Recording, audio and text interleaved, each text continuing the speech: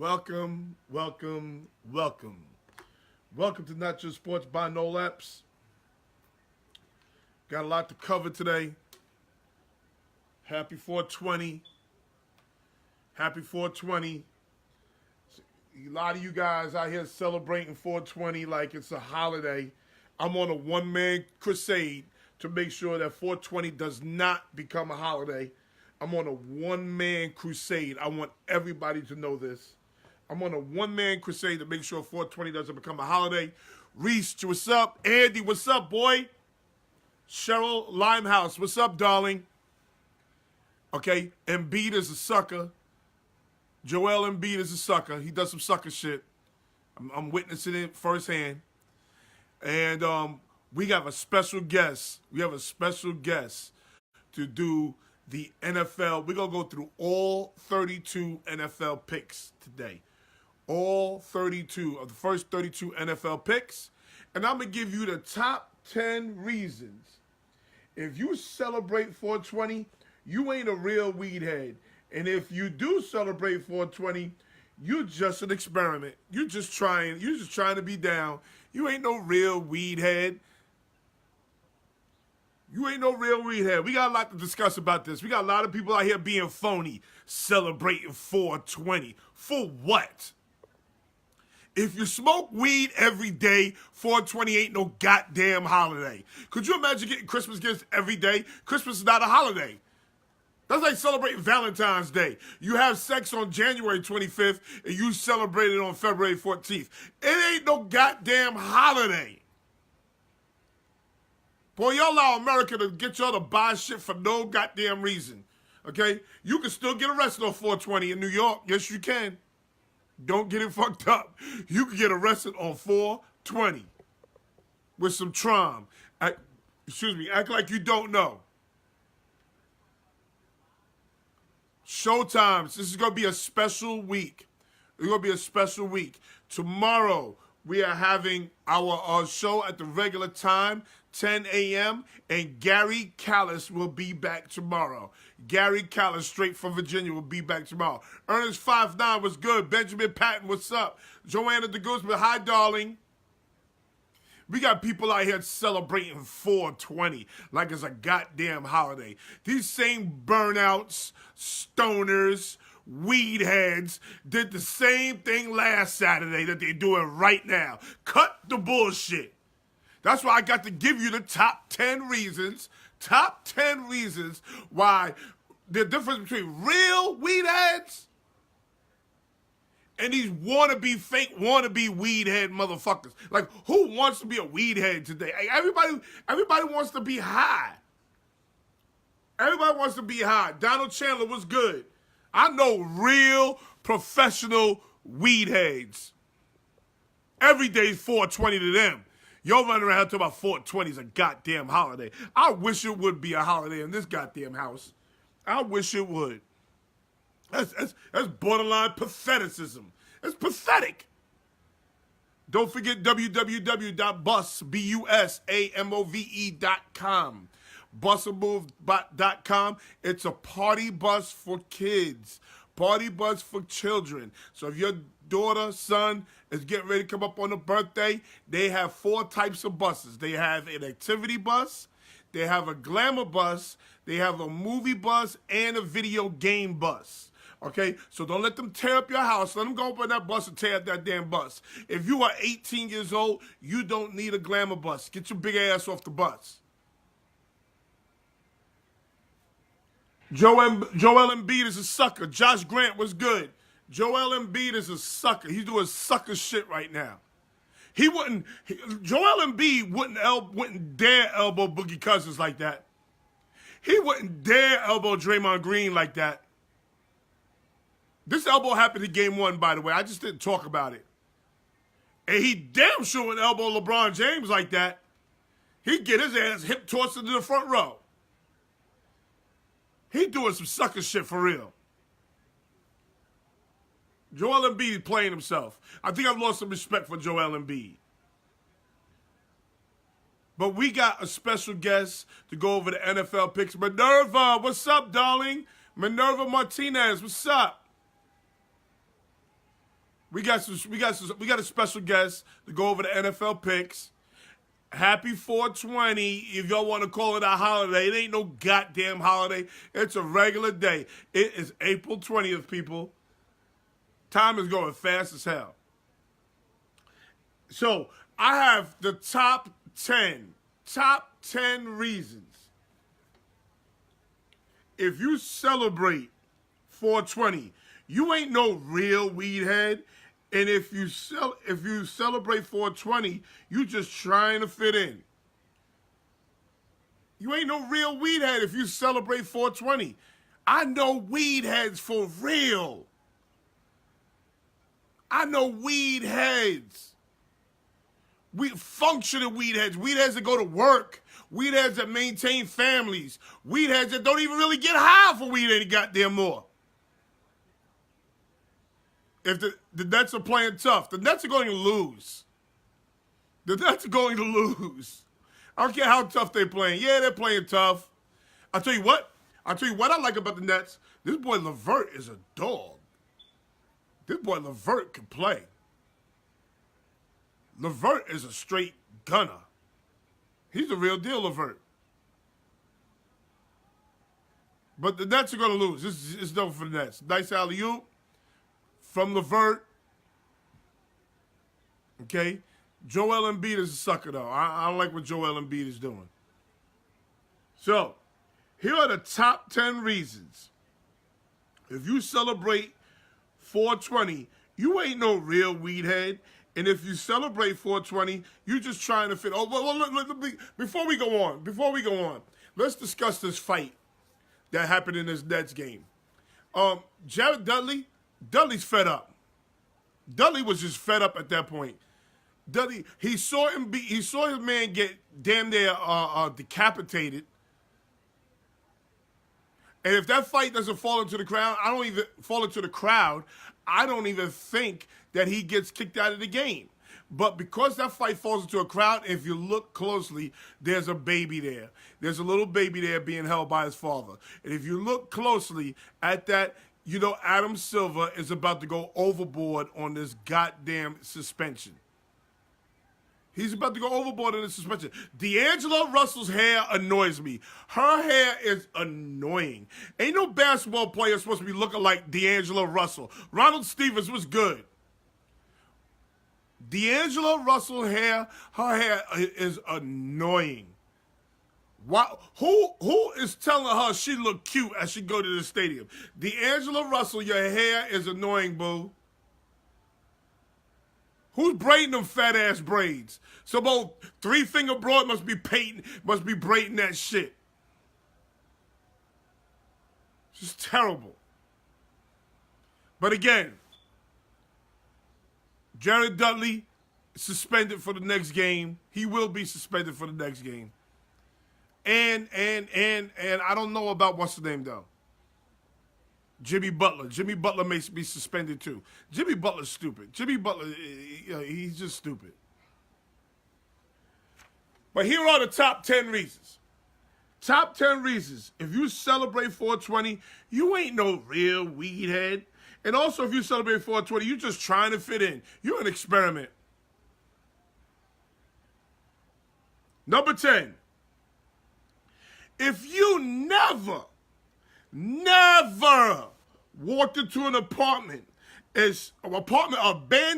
apartment building. If you never walked into an abandoned apartment building and stuck money through a hole in the wall, or walked up to a bedroom window to buy a dime bag, you ain't no real weed head.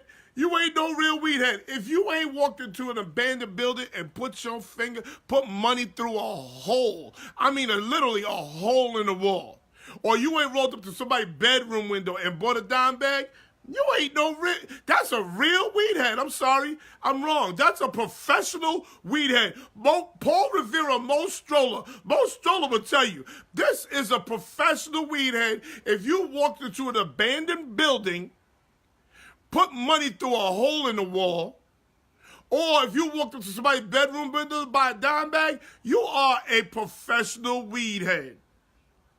Number 10, if you get your weed delivered or mail to you, or email to you, or text message to you, or for Craigslist. That ain't no weed head. That's not a weed head, people.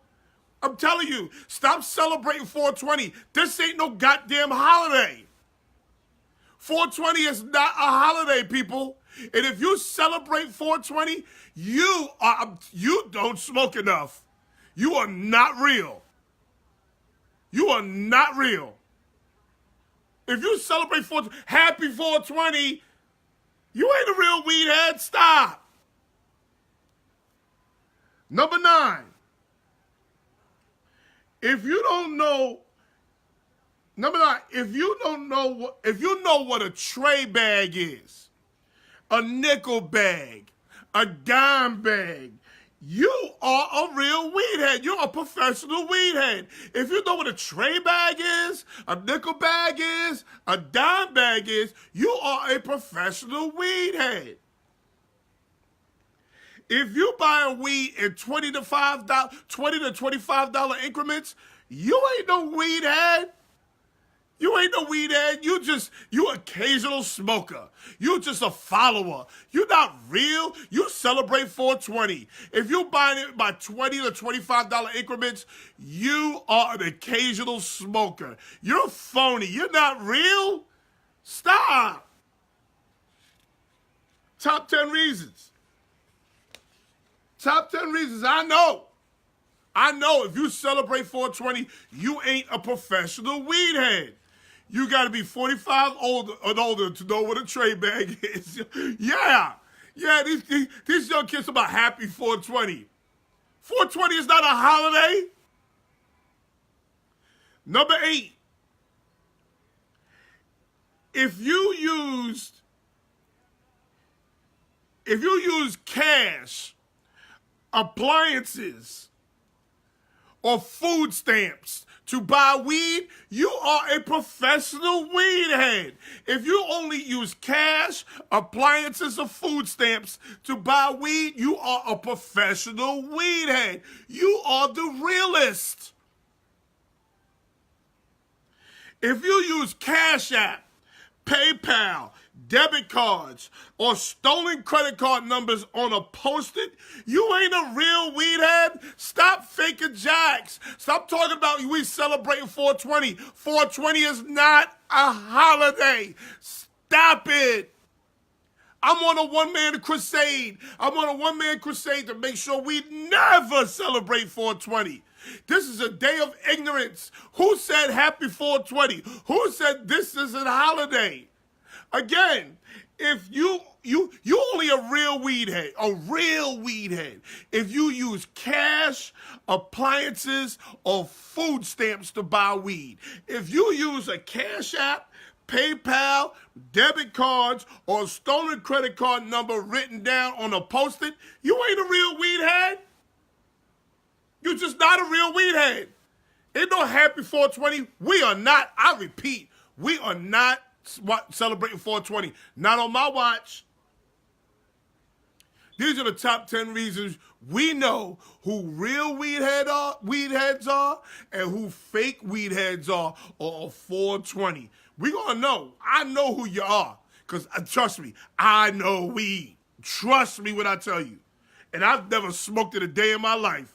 I like what you said in your post. This is just another day to smoke weed. If you're a weed head. That's what I'm saying, Dwayne. Dwayne, listen.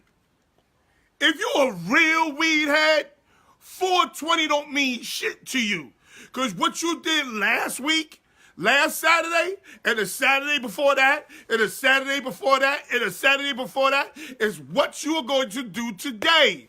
Stop talking about stop acting like you got some new kush coming to the house. You ain't got no new kush coming to the house. Stop it. These guys be trying to find ways to celebrate ignorance. That's all it is. It's a way to celebrate ignorant behavior. If number seventh way you know you a real weed head and 420 don't mean shit to you. If on 420 you know this is just a regular day, You know this is just a regular day, and you take your ass to work because you know this is a regular day. You a weed head. This is a regular day. You take your ass to work. You are a real weed head. Yes. Yes, you are a real weed head. If you know that 420 is a regular day and you take your black ass to work, yes, you a real weed head. You a professional weed head. I respect that. If of the way you know you not a weed head, you just a recreational smoker. If on 420 you take the day off just to smoke all day, if you let some weed get in the midway of your coin, oh, you just gonna take the whole day off to smoke? You ain't a real weed head. You ain't a real weed head. You can't take the whole day off to smoke. You are real and passionate about everything you say. We need more people like you. Lorenzo, no love. I am definitely passionate about this. I'm on a one-man crusade to make sure 420 never becomes a holiday. Never, ever, ever becomes a holiday. Paul Rivera, Mo Stroller. A real weed head don't give a fuck about the legalization of weed because a weed head gonna smoke that shit. Gonna smoke that shit across the street from the police department, around the corner from the courthouse. Fuck with these millennials. Yes! Happy birthday, John Stowers, my assistant coach. Happy birthday, Coach Stowers. Yes! Real weed heads smoke all day, every day. Don't worry about no legalization. This is what weed heads do. Let's take it from the top. Number 10. Number 10, so because some people missed it. Number 10. If you walked into an abandoned building and put money through a hole in the wall, or walked up to a bedroom window just to buy a dime bag, you a professional weed head.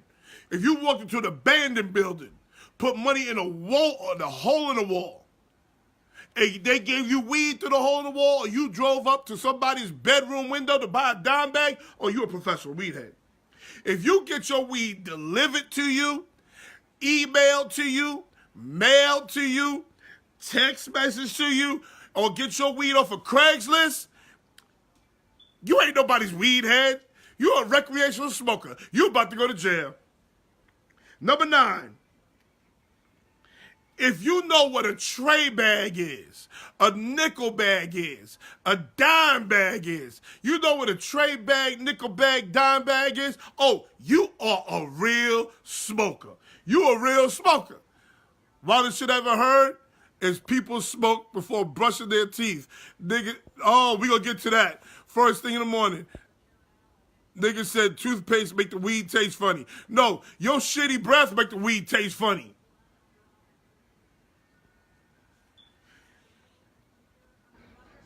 What was number 9? If you don't know what a tray bag, nickel bag, or dime bag is, you a real weed head if you know what that is.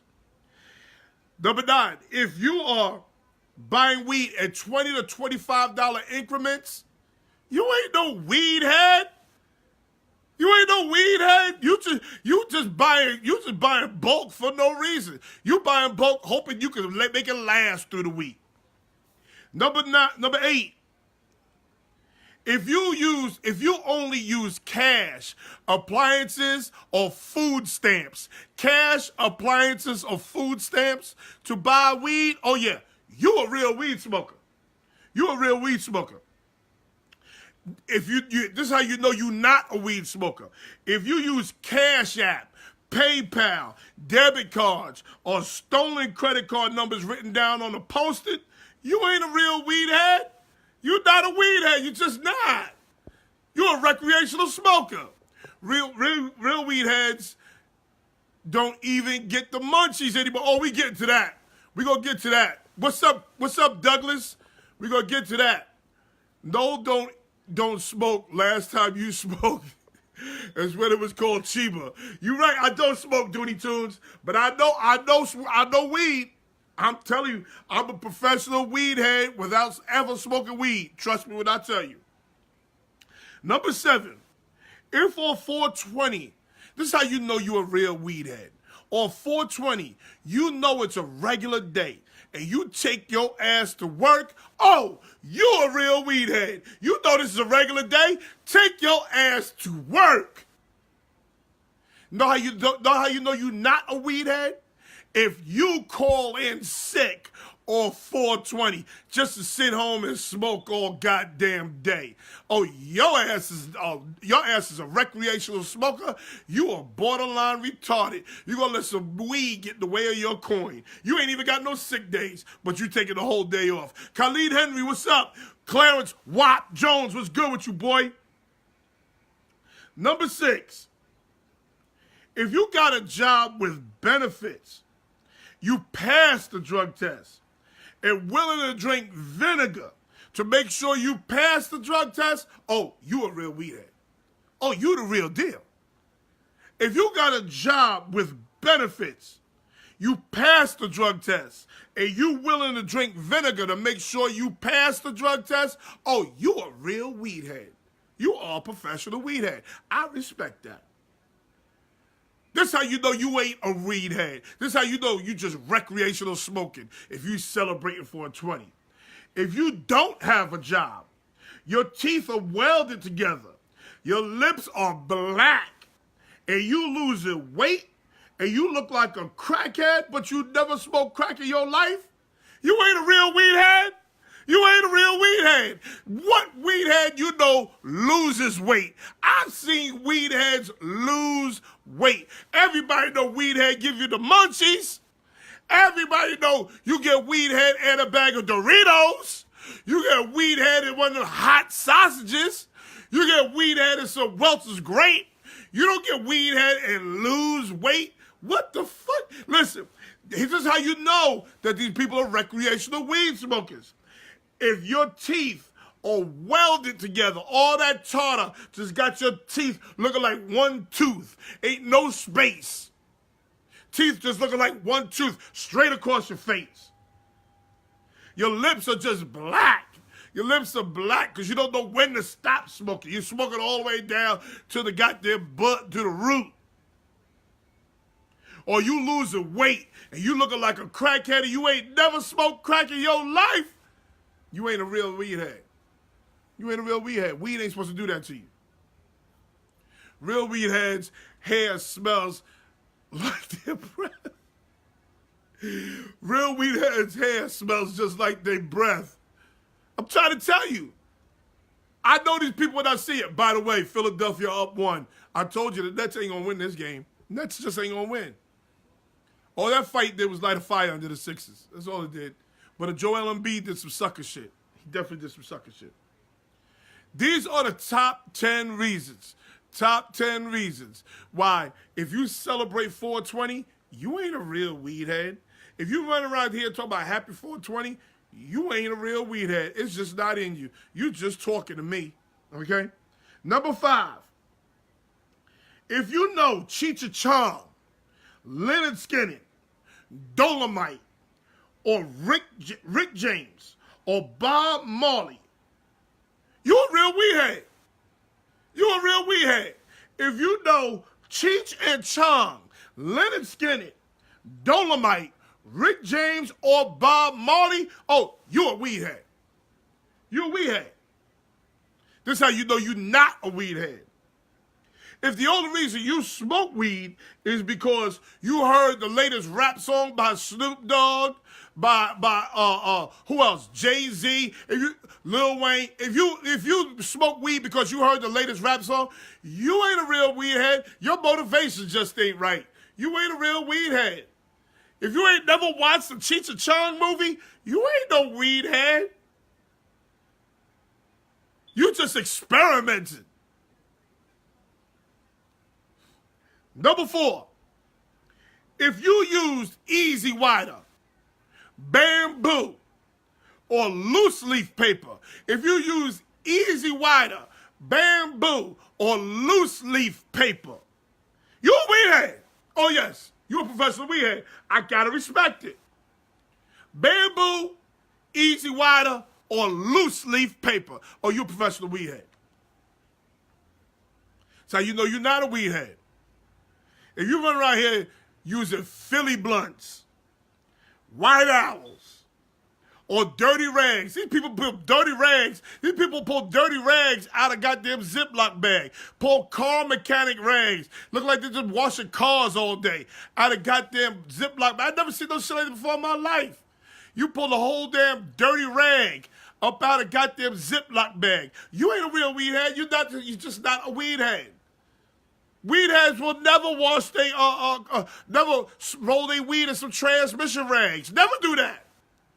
If your lips, fingertips are 3 shades darker than your complexion, oh yes, yes. Look at this shit. Brooklyn in trouble. Philly up 1. Brooklyn in trouble. Your lips, fingertips shouldn't all be the same goddamn complexion.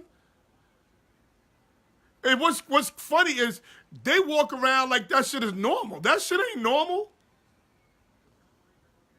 Where we up to? Number 3. Number 3 reason why, if you celebrate 420, you ain't a real weed head. You just not. You can't be a real weed head. You don't hear married people celebrate Valentine's Day after they 10 years in. They don't celebrate Valentine's Day. How you celebrating 420? What the hell is that? If you're a real smoker, you do not mind if your car, your room, or your clothes are just smoked out. Rice paper all day. Look, rice paper.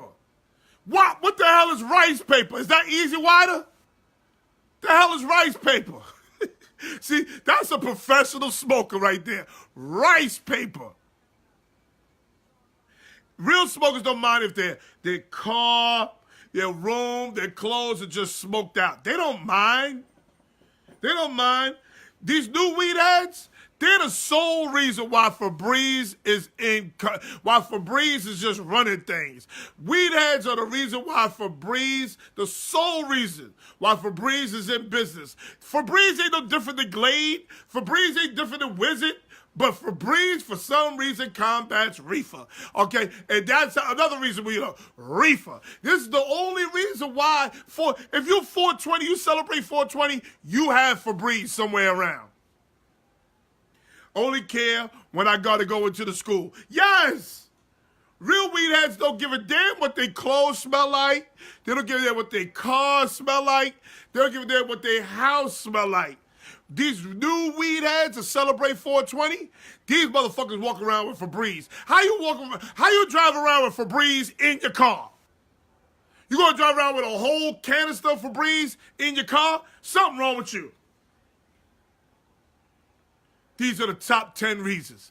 Top 10 reasons. If you celebrate 420, you just are not a real weed head. Oh, bamboo. See, I know what I'm talking about. Oh, shit, the Nets are playing tough.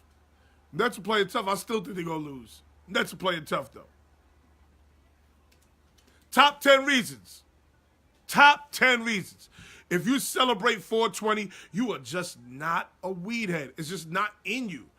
Real weed heads ain't celebrating no 420.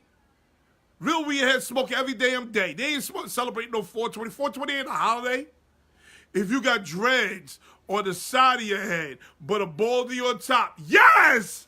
That's a definite sign of a weed head. That's a professional weed head. If your hair receding right here, but you got dreads all around your shit, that's a professional weed head. Or if you got dreads, and your dreads are over here somewhere, just sitting up in the air. Them bitches is just sitting up in the air. They over here somewhere. They ain't going down your back. They ain't flowing down your ears. Them bitches just sitting over here somewhere. That's a weed head. The weed man celebrates 420 with all them sales. Yeah, you right. Just like America does Valentine's Day. Just like America does Valentine's Day. Number 2. Real smokers get high and they accustomed to it. Like the high is normal. They it's like a regular day. It's just a normal high. It's just normal. Like they get high and it's like, so what? These motherfuckers sell 420. These celebrate 420 who ain't even sure if they real weed heads. This is what they do. They start laughing at nothing. They become lazy. They become goofy. They make up conspiracy theories. They just sit at home making up shit. Just sit at home making up shit. Yeah, the world is really flat. I know what Kyrie is talking about. Look at this. Look at this. That's the game. Look at this. That's the game. They make up conspiracy theories. They become victims. Oh, the white man don't like me because, yeah, they become victims. They also become creative. I saw a weed head go into a dumpster, get a PlayStation, and rebuild that shit. That motherfucker made a PlayStation 2 to a PlayStation 4. Yes, I saw this. He was playing PlayStation 4 CDs in his goddamn PlayStation 2. Yup, real talk. They become funky. Oh, why does young weed heads forget to wash their ass? I don't understand. You smoke so much you forget to wash your ass? They become smart, like I told you. I saw a weed head go in the dumpster, get a PlayStation 2, and turn around and make that shit a PlayStation 4. I've seen this for myself. Look, happy 420. There's no happy 420. That's not a holiday. Weed heads become emotional. Oh, next thing you know, they crying for no goddamn reason. Everybody's paranoid. Everybody crying for no goddamn reason. And last but not least, weed heads become weird. They become extremely weird people. Like, who wants to be bothered with these motherfuckers half the time?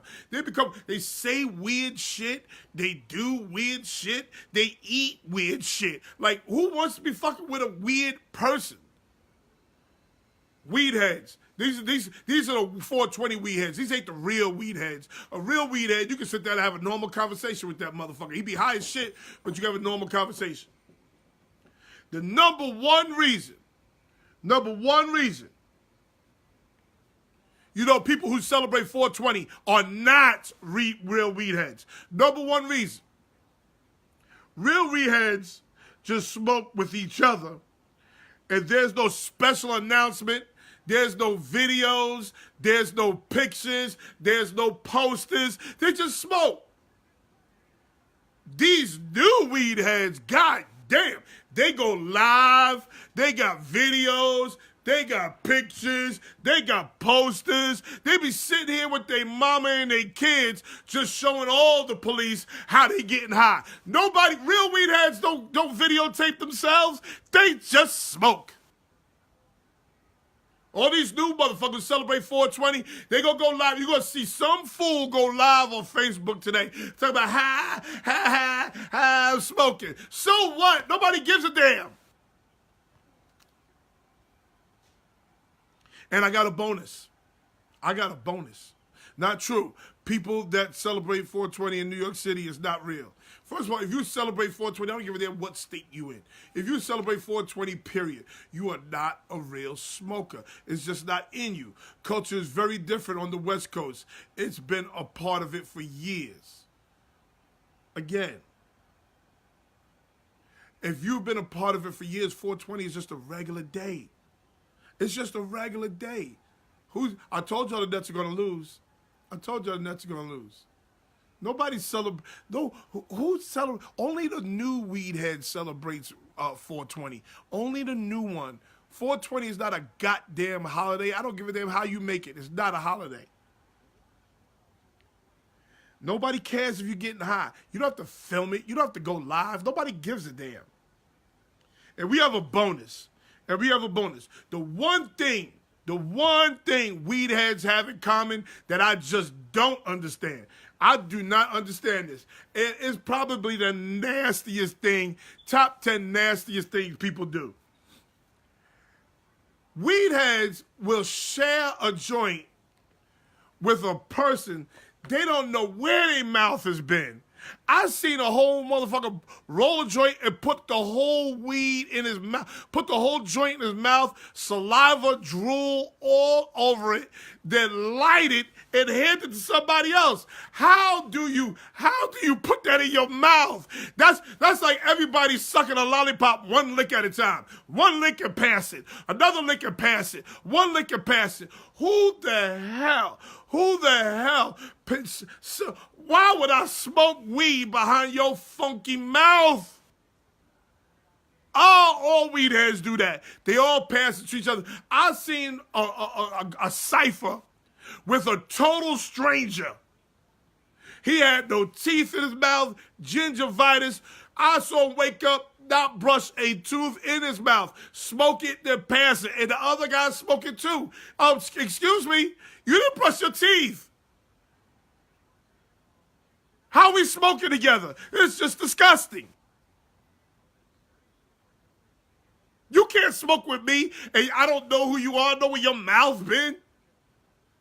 I don't understand how weed heads do that. How weed heads just be smoking and passing, smoking and passing. How a weed head, I saw a dude roll a joint, and then he put the whole joint in his mouth and licked all over it, drooled all over it, and spit on it, light it up, and give it to somebody else. And the other dude was just so happy that he got the joint. Like, how do you do that?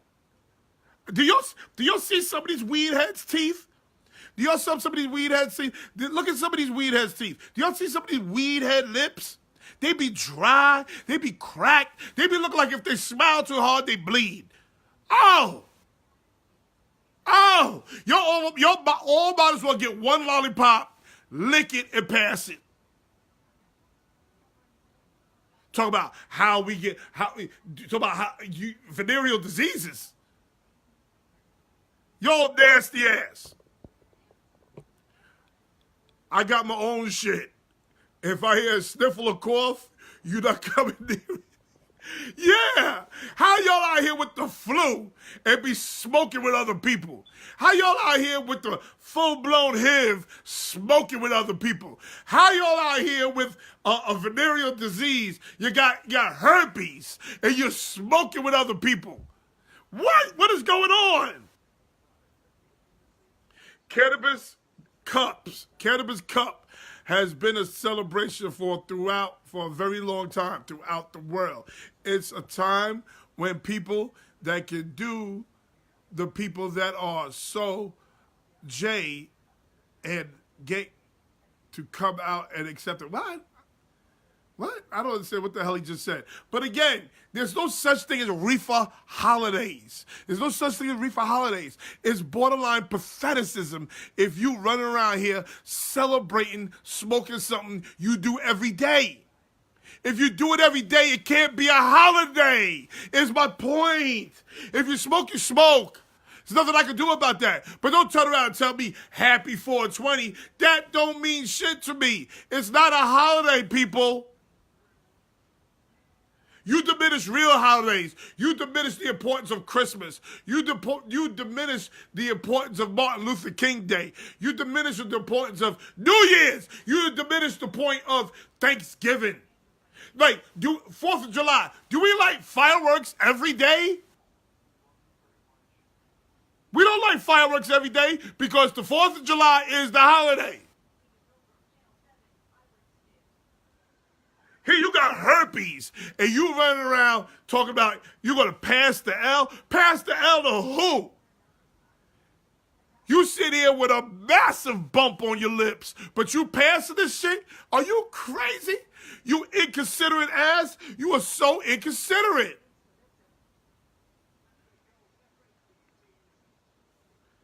But you know what? You know who's the worst? The person who accepts it. He's the worst. He or she is the worst. The person who sees that big ass herpes and says, yeah, you hogging the L. Oh, that person is the worst. That person is the worst. Because if somebody got a herpes on their lips and they hogging the L, that L is yours. That ain't mine. You might as well drink behind them. Y'all might as well all get one bottle of Hennessy and just drink behind each other. That shit is nasty.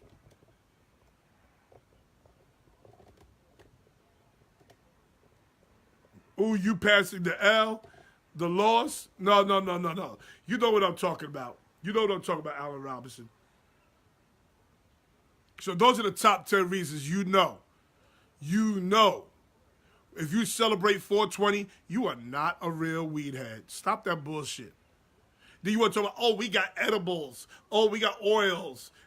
Edibles and oils? Edibles and oils make you a real weed head? No, that makes you desperate. That makes you desperate. That's all. That's bougie weed heads. Those are bougie weed heads. I don't smoke. I eat edibles. You're just being bougie. I don't smoke. I use oils. Stop it. Stop it. NOLAN! You're not a real. You just. People are sick. It's a culture. People are sick. It's a culture, like I said. New York City don't see it as a holiday because it's been ruined by dealers and the acceptance. Come on, Epps. It's a lot more than just passing an L. What's the boy name? Brian? Brian, if you, let the dog out. Brian, if you think smoking weed is more than just passing the L, you have a goddamn problem. You are damn borderline a crack addict. You need to cut that shit out. Smoking weed is what it is. Smoking weed. Let's not make it no more than what it is. This is not no big extravagant thing. That's the other thing weed heads like to do. Weed heads like to make it more important than what it is. Oh, it cures cancer.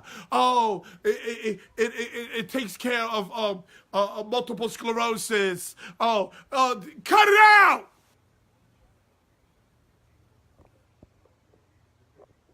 I've been smoking weed since I was 13. I'm 55 now, and last year I found out what 420 means. Thank you. Now that's a weed head. Morris Roderick, thank you. Now that's a weed head I can respect. It ain't changed shit for him. Y'all run around talking about happy 420. Now that's a real weed head. If you got herpes and pass it, you're passing the L with the L. Oh, okay. I get it now. Okay. Brian wants to come on so he can school me a little bit. Oh, this is not going to be good, people.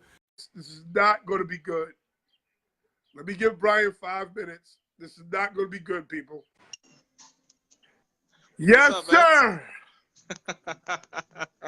Yo, I had to come on this subject, bro. I had to come on because it's nice to know we can talk about something else other than football for once.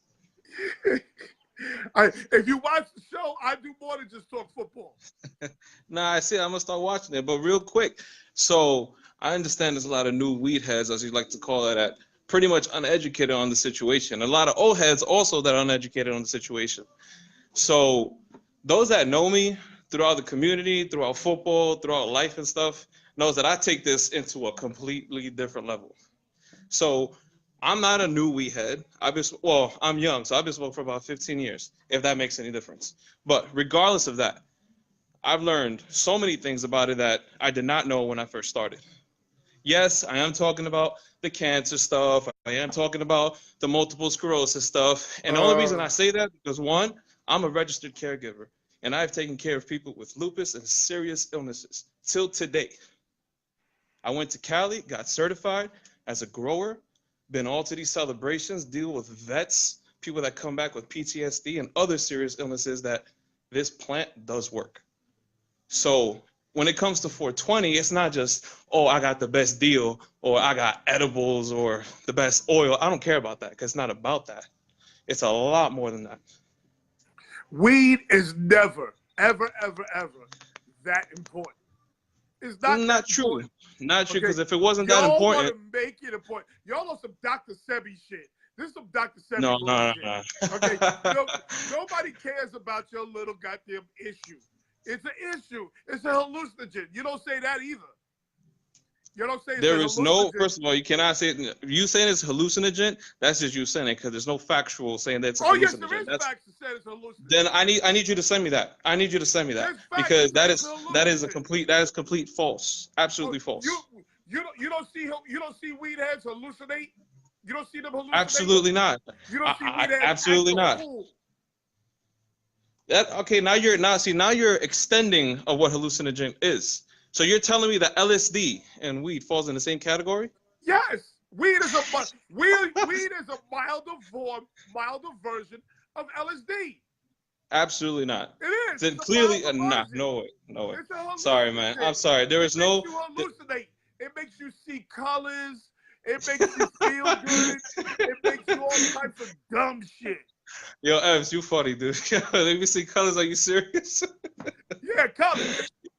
Come on, man. Listen, all I Stop know talking is crazy based to me. on Y'all just for nah. some All I'm reason. saying is that based on the people that I've taken care of, based on different types of, I guess, strains that I use and the grows that I've been part of and different seminars that I've been to, I mean, it helps, man. If it didn't help, then the government wouldn't have a patent on CBD.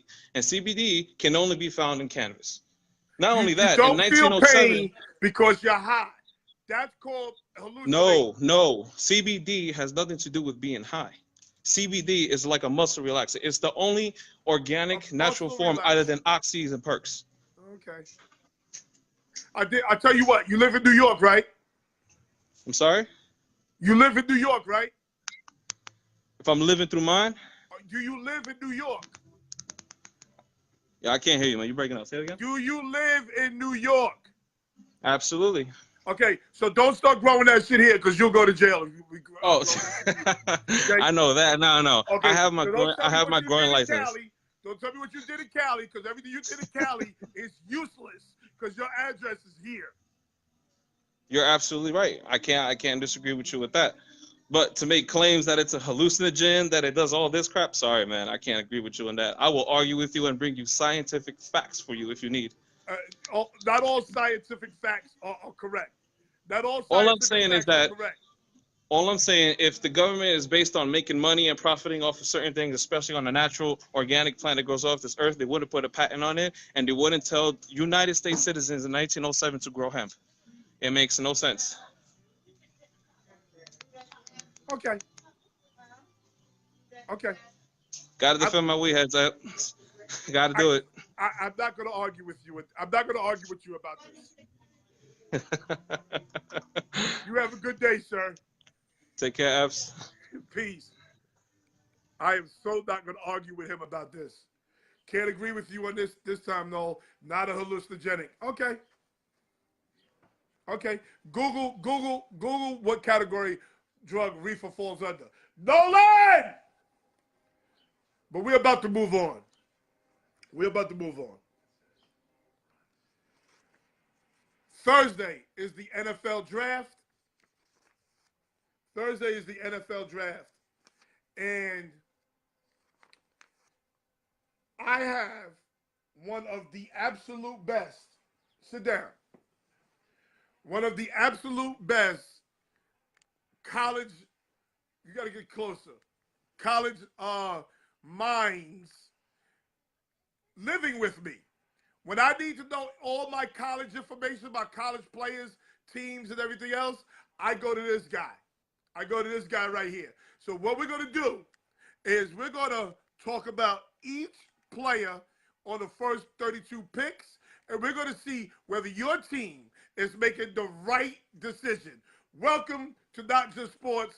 My son, all-state wide receiver, all-county wide receiver, all-league wide receiver from Bayshore, Nolan Epps. Everybody, clap it up for Nolan Epps. This is his first time on the show. You ready? All right, let's speak up so people can hear you. Okay, and look like, let the people see your handsome face. Okay, good. Arizona Cardinals are talking about drafting Kyler Murray as their first pick. Do you think Kyler Murray is capable of playing in the NFL at his size and his style of play? First of all, I think the Cardinals, it fits his style of play, because the coach Kingsbury, he's there now, so Speak up. the coach Kingsbury, he's there now, so they run his offense. So So Coach Kingsbury's there, and he runs his style of offense. Yeah. Where did Coach Kingsbury coach last year? Texas Tech. Right? Texas Tech? Yeah. Yeah, Texas Tech. So he coached at Texas Tech. Well, So, I think it was Oklahoma. or Oklahoma. I think it was Oklahoma. Yeah, I think it was Oklahoma. He was his quarterback last year. He coached at Oklahoma. So you think that style of offense is going to work in the NFL? Yeah. Now, mind It you, worked with Nick Foles, so it worked for Nick Foles. But okay. So you think Kyler Murray is going to be a good player in the NFL? it depends on what system he's in. Well, we know he's going to run Kingsbury's system. Yeah, but I feel like if he leaves, it's a wrap. Okay, so if Kingsbury gets fired, Yeah. Kyler Murray's done. Yeah. So people are trying to compare him to Russell Wilson. But Russell Wilson, he ran a pro playbook when he was in college. He did. And he ran two. Speak playbooks. up. They're asking you to speak up. He ran two playbooks when he was in college too. But when he was in Wisconsin, he was in when he was in NC State, he was running a pro playbook, and when he was at Wisconsin, he was running a pro playbook. okay. So He ran you the think West Coast. He ran the West Coast at NC State, and then he ran multiple at Wisconsin. he left Texas Tech? He was a specialist on USC's coaching staff. Okay. So you think Kyler Murray will excel as long as he's with Kingsbury? Yes. Okay, good. Next, San Francisco 49ers are expected to pick Nick Bosa. Nick Bosa didn't finish the season this year because he said he wanted to concentrate on going to the NFL. That's not exactly what happened. Okay, speak up. He got injured, and then he said, "I'm gonna focus on the draft. I'm not gonna risk my." So he got injured. Yes.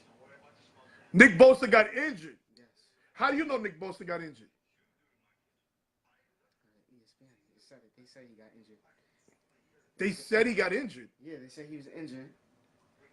And then he didn't come back. He didn't come back. So does Nick Bosa have a history of being injured? Is the question.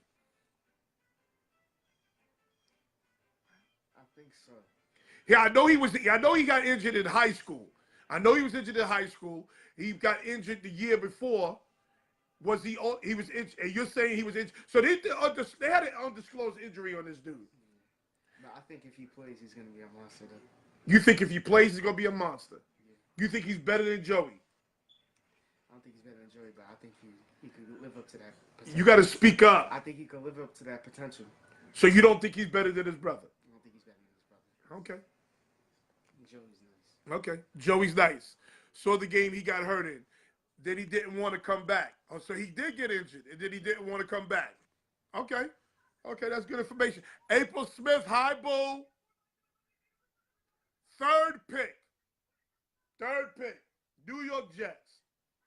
Outside linebacker, Josh Allen. What do we know about Josh Allen? He played at Kentucky now.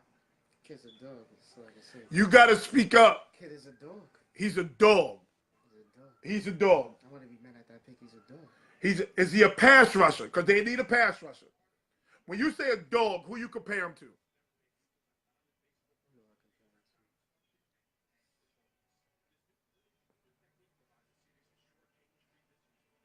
Who do you compare him to that's in the NFL? And you need to lean over here so the people can see you, and you need to speak up. Okay, what makes him a dog, though? What makes him a dog? I think he's a pass rusher. He's a pass rusher. How is he against the run? I think he's okay. He's okay. Put up numbers in the SEC. I like the fact that he went to Kentucky and he put up big numbers as a pass rusher at Kentucky, which is not a football school. Right? Yeah, it's not a football school. But you need to speak up and engage. They're getting better, though. They're getting better. They are getting better. So the Jets, who are in desperate need of a pass rusher, they get this kid Josh Allen. Does he help? Does he change that defense? Because that defense is good. That defense is good. That Jets defense is going to be good. Will it be better with Josh Allen? I think it will, but I'm in favor of getting a D lineman. A D tackle. They don't need any more D tackles. They got a shitload of D tackles. This kid, Josh Allen, is going to make Marvin. What's the kid? Marvin Williams. Yeah. The kid from USC. Yeah. This kid. Williams. What's his name? What's his name? Josh Allen is going to make him better. You think so? I think he's going to make Michael Williams, No. something like that. Something Williams. Okay. Besides that running back, That running back from Kentucky is nice too. they had Benny Snell. The Jets need a quarterback. Watch your mouth. We got a quarterback. Sam Darnold is going to be the real deal, Morris. Give us some time. He is going to be. Yes. Where's the whistle? He said it. Where's the whistle? Where is the whistle? Jets need a quarterback. Sam Darnold is the real deal. Watch your mouth. Be patient. Leonard Williams. Yeah, Leonard Williams. He's going to make Leonard Williams better. Yeah. Fourth pick, the Oakland Raiders are taking Quinnen Williams. We got him taking Quinnen Williams. What do you think about Quinnen? What do you think about Quinnen Williams? You got a baby face, first of all, babe. That dude is a baby-faced dog. He is a baby-faced dog. Oh my goodness. That 300-pound motherfucker run around like he's 200 pounds. He gets after your ass. I've never seen a guy that big play the 3 technique and get such a pass rush. You saw his numbers though? No, what was his numbers? Educate me. I don't know. I think he had like 8 sacks, something like that. And I don't. 8 sacks from a D tackle spot is a lot. Yeah, it's crazy. He says he's an Aaron Donald type. Yeah, that's what people say. But he's bigger than Aaron Donald. That's what makes him more impressive. Everybody compares every D lineman in this draft. Every D tackle to Aaron Donald. Every D tackle they're going to compare to Aaron Donald. And let me tell you something. Clemson. Yeah, they loaded. Clemson. They got dogs. Alabama and Clemson got dogs.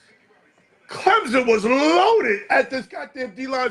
Clemson got at least 5 guys going to the top 20 from the D-line position. Craig Davis, what's up? They need to get that guy from Ohio State. What guy from Ohio State? What are you talking about, Bosa? You think the Raiders should get Bosa over Quinnen Williams? I think Bosa would be going anyway. That's a good pick. That's a great pick right there. Because they don't got no defense. That's a great pick. You start your defense from inside out, not outside in. Crazy disruption on that defense. Tampa Bay Buccaneers. They are going to get probably my favorite player in the draft. I think they're going to get my favorite player in the draft. Do you think they're going to get Devin White? Do you think they'll take Haskins here or Devin White at the number 5 pick? The Buccaneers, will they take Dwayne Haskins or Devin White at the number 5 pick? If they take Dwayne Haskins at that spot, they're making a big mistake, to be honest with you. You got to speak up. If they're taking Dwayne Haskins at that spot, they're making a big mistake, to be honest with you. Okay, if they take Dwayne Haskins over Devin White, the Buccaneers, and look, Stowers is here. Chris Stowers is here. He's a Buccaneers fan. Okay, if they take Dwayne Haskins over Devin White, put the goddamn Buccaneers in the AAFL. Put them in the AAFL. They don't deserve to play professional football. That league is not even up anymore. Yeah, I know. Put the Buccaneers there. They don't deserve to play football anymore. Because this goddamn Devin White is Ray Lewis all over again. This dude, Devin White, is a monster. And he's big. And he covers. He's sideline to sideline. Devin White is special, people. Don't tell me you hire Bruce Arians as a coach not to correct Jameson Winston. That's the sole reason why you hire Bruce Arians. So you know he's going to correct Jameson Winston. So if you got him to correct Jameson Winston, you don't need Dwayne Haskins. Get you Devin White. Devin White is a dog. Jameson Winston ain't bad, too. Huh? Jameson Winston ain't bad. Jameson Winston's not bad. He's not bad. He's just stupid. No, he's stupid. But he also came in mad late, like, because he was injured last year. That's how. No, he got He got suspended. He got suspended last year, and then Fitzpatrick was Fitzpatrick lit it up, but he's stupid. He want to grab boobies. He want to go to Pathmark and walk around with crab legs. He want to run a train on broads and then kick him out the house. He's stupid. Pastor Michael Bryant. Devin White needs defense. Chris Stowers says he hates Winston. He hates Winston because of his off-field antics. He's got to hate Winston for just that reason. Just his off-field antics. Because Jameson Winston can play, people. He needs a coach to reel him in. He needs a coach that he can respect. And he needs a running game. He definitely needs a running game. The Bucs will not take Haskins because of Winston. They will go defense in that draft. But don't they have a middle linebacker already? Oh, they may have a middle linebacker, but he ain't Devin White. I'll tell you that right now. He ain't Devin White. Devin White is special. Go watch Devin White highlight film and watch this man just run around the field at 250 pounds like he 150 pounds and throw his body around and knock the shit out of people. Devin White is special. Number 6, the Big Blue Dopes. I got the Big Blue. He's on his 3rd head coach. So he's on his 3rd head coach, but he hasn't had one that he's respected. He's on his 3rd head coach in his what year is it? It's his 3rd. What's his 2nd year? Who? No. Jameson Winston. This will be his 4th year. This will be his 4th year. And he's on his 3rd head coach. He hasn't had a head coach he respected. He going to respect Bruce Arians. Oh, he going to respect Bruce Arians. Bruce Arians don't play them games. Oh, he going to respect Bruce Arians. Trust me. Bruce Arians is going to save Jameson Winston's career. The Big Blue Dopes.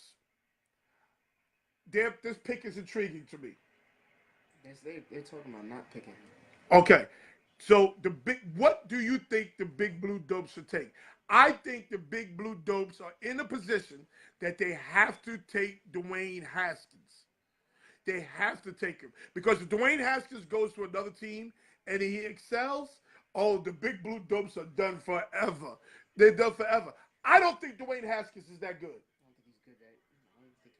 I think his delivery's too long. I think he's slow. People are going to say, well, Tom Brady was slow. He can't adjust. He didn't even have this is his only year of playing college football, really playing college football. Yeah, this is the only year that he started. 1 year. He should have stayed. I think he should have stayed for another year or 2 years. And how many Ohio State quarterbacks we know are good? None. There are no good Ohio State quarterbacks. So I think they're in a position that they have to draft Dwayne Haskins. But if they don't draft Dwayne Haskins, who do you think they should take there? I think they should take there. Look, here come Craig on his racist shit. The New York Giants will not take a black quarterback. The New York Giants are in a position that they have to take a quarterback, no matter what color he is. They got to take a quarterback. Who do you think the Giants take if they don't take him? Do they go offensive line? Do they go defense? Who do you think they take? I think they either go offensive line or defense. Because I think they should wait for another year. I mean, if they're really smart about it, I think they should wait for another year for a quarterback. Wait, so you think they should wait another year? I think they should wait another year for a quarterback if they really want to win. Okay. Now you said something crazy. If they wait another year, that means you're going through a whole other year with Eli. They're going to go through a whole another year with Eli, even if they draft him. Because he ain't ready. That's true. Okay, so you put him on the bench. Go a whole other year with Eli. Well, unless they do that. So you talk about tanking for Tua. Yeah, they might as well wait for Tua. But are they going to tank? Are they going to lose games on purpose? They're going to lose games anyway. You know the Big Blue Dope fan going to go crazy in New York behind that shit. You know, with me making music about the motherfucker, they going to go crazy. I don't care. They going to listen. They might as well wait for Tua next year. Because he ain't the franchise guy. He ain't the next guy to me. Okay. So he's saying that the Big Blue Dopes should wait. Don't draft Haskins. Go defense. Go O-line. Don't draft Haskins because he ain't the guy anyway. He's going to sit the bench anyway and tank for Tua. Interesting. Or they may take Daniel Jones from Duke. Daniel Jones is trash. Daniel Jones is trash. Believe me when I tell you, I'm a quarterback guy. I see it. He is trash. The only reason why you saw him play. Yes, he's not like a big game guy. He's not like he ain't gonna show him. He's gonna sell out. He's a sellout. The only reason why people are saying Daniel Jones is because their coach coached Peyton and Eli. That's the only reason why. That kid is not Peyton or Eli. They go O-line. He's right. Wait a year and hope for Tua. Okay, if Haskins is there and they take any other QB, then will you believe me? Because Murray will go by. Murray will be going by there. Okay, Craig, if you Craig brings up something interesting because Craig said the Giants won't, the big blue dopes won't take a black quarterback. Okay, so if Kyler Murray goes, Craig he said Craig just be talking. Now, if Kyler Murray goes and they take the kid from Duke there over Haskins, then yes, the Big Blue Dopes is a racist organization. Yes, absolutely, Craig. But you have no proof of that, and you just be talking. You're a QB guy. You spoke against Mahomes, a QB guy. Excuse me. Craig, you don't follow college football. Okay?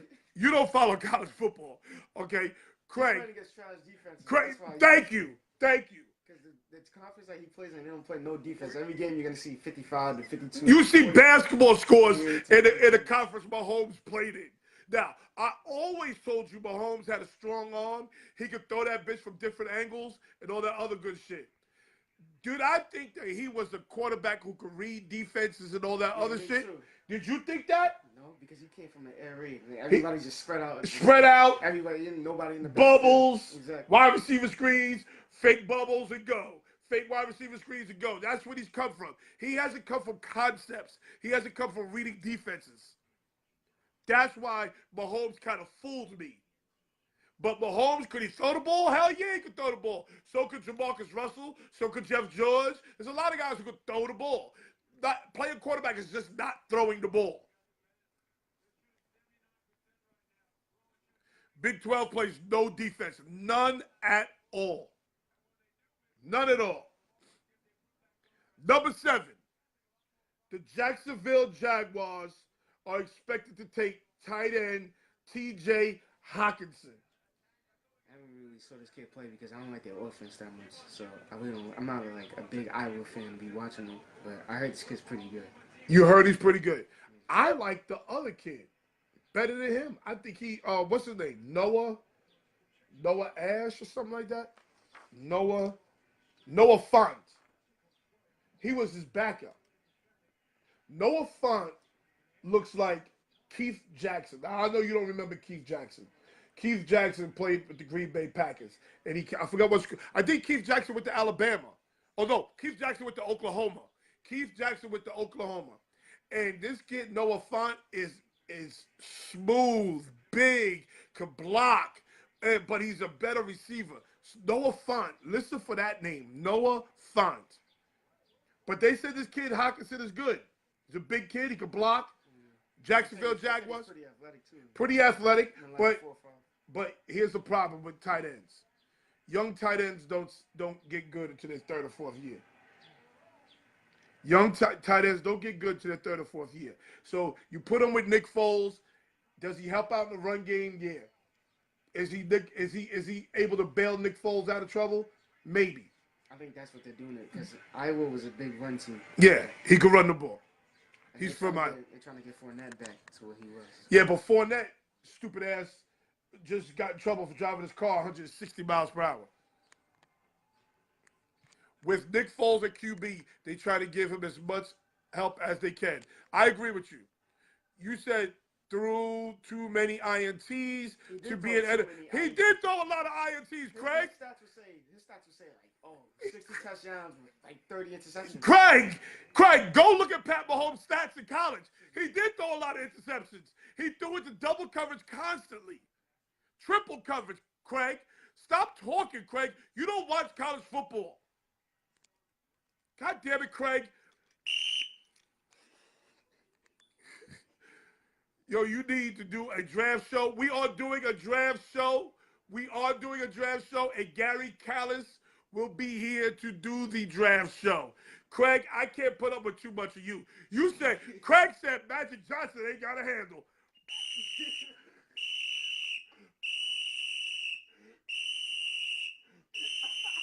He said Magic Johnson ain't got a handle.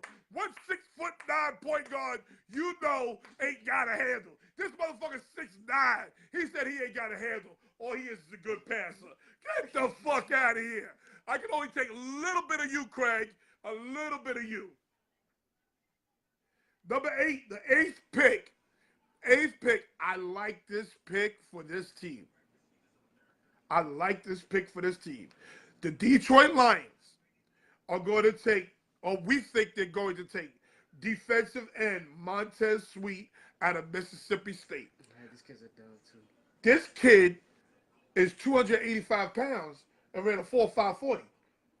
Yeah. But he's like slim, like he ain't like. But that bitch is still 285. Yeah, it's still be like moving. That bitch is still 285 and ran a 4.5 40. Now, here your boy is Dwayne Haskins. You can time him in the goddamn calendar. This motherfucker is running a 4.5 40. Now, you put him with that African kid. I forget that African kid on the Detroit Lions. The African kid, the African DN. You know what I'm talking about? The African kid. You put Montez Sweet with that African defensive end on the Detroit Lions. Whoa. Whoa. Holy shit. There is going to be some defense in Detroit if they take Montez Sweet. I'm telling you right now. I wrote a rebuttal on that fool. No, it don't matter. It don't matter what you wrote. You said Magic Johnson ain't got a ball handle. He can't handle the ball. I said he was known for a handle, just not in the context. No, Craig. Don't try to clean it up now, Craig. Myles Garrett type dude. No, listen. Mookie, this kid Montez Sweet, I'm going to say this now, is better than Myles Garrett. What you think? You gotta see him play first. Did you see Myles Garrett play? You know what? He's more athletic than Myles. He's way more athletic than Myles Garrett. But Myles Garrett is also injury prone. He is injury prone. This motherfucker right here is a dog. Quarterbacks ain't gonna have no goddamn chance. He's gone. You think he'll be gone? No, get me in on that draft show, damn you. Craig, I can only take you in small doses because you say a lot of wild shit. Sometimes you be saying some racist shit. Free agent. Answer is a free agent. Answer's a free agent? Is he really? That's the African kid I'm talking about. Answer's a free agent? Hell no. What's hell no, Clyde? Hell no about what? He ain't better than no damn guy. Listen. He's way more athletic. I'll say he's way more athletic. He's way more athletic, and part of being great is being what? Athletic? No. What are you talking about? Part of being great is being available. Yeah. You have to be available. Garrett ain't always available. Let me tell you something. Garrett got a little to him too. Like Garrett be wanting to play the guitar sometimes and violin. Like that motherfucker, something wrong with Garrett. Pictures. Yeah, he wants to paint and shit on Sundays when he should be out there playing football. Something ain't all there with Garrett. Montez Sweet is a dog. Believe you me, he's a dog. Number 9, here's your boy. The Buffalo Bills are projected to take defensive tackle Ed Oliver out of Houston. What do you think of Ed Oliver? Go ahead. I'm gonna let you explain. I think this kid is a steal. Like, Speak up. I think he's a steal because I think the Giants should take him. To be honest with you. You think the Giants should take Ed Oliver? Yes, yes, yes. Great pass rusher. I know he had like a little stint against the rush, but Because he's small. because he's small. But I think he's gonna get over it. I think he's gonna put on weight when he gets into the NFL because you gotta remember Ray Lewis had to put on weight too when he got into the NFL. So you know how they say he's too small. He's like 270. Yeah, but he's playing a D tackle spot. He's not playing a linebacker spot. But same thing with Ray Lewis. He's playing inside linebacker though.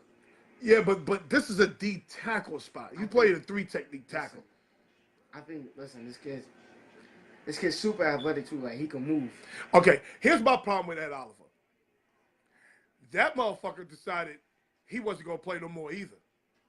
And he's the one who had the problem with his coach, Major Applewhite. Now, Major Applewhite is a dick. Let's not get it twisted. Major Applewhite is an asshole. He pulls some asshole shit. He made him take his jacket off on the sideline. But as a player, I don't think you should ever disrespect your coach on national TV. I think that hurts Ed Oliver. I think that hurts Ed Oliver. Hold on. Did you see the schedule for this upcoming season? We'll talk about the schedule tomorrow. We got all NFL this week. We got the schedule tomorrow. Me and Gary will be on tomorrow with the schedule. Okay? So we got the schedule tomorrow. Don't jump ahead, Craig. I have nothing bad to say about him. He got all his sacks this year against small schools this year. Matthew Verone, what's up? Didn't he blow up on his coach? Yes, that's the guy.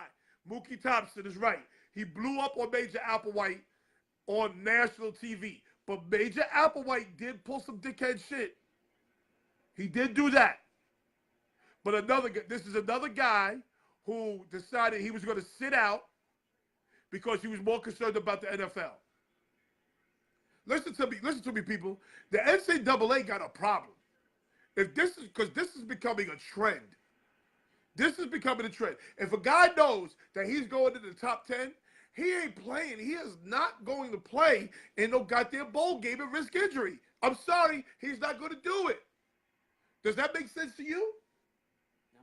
The bowl game is meaningless. They should extend the playoffs. They should extend the playoffs. 16 teams. So if you played in the goddamn pinstripe bowl right here in the Bronx, that game don't mean diddly poo. What does that game mean? It's just more money for whoever's playing in the game. It means nothing to the athlete. Unless you're like a third round projection. Okay, if you're a third round projection, then you show up and you show out. Yeah. And that, maybe you gain some money. That's what Kareem Hunt did. Okay, that's true.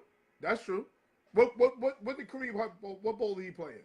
I don't know. It's so small ball. He scored like 5 touchdowns. He went crazy in that game. Crazy. Scored 5 touchdowns. Right. So a guy like Kareem Hunt, that helped him. But a guy like a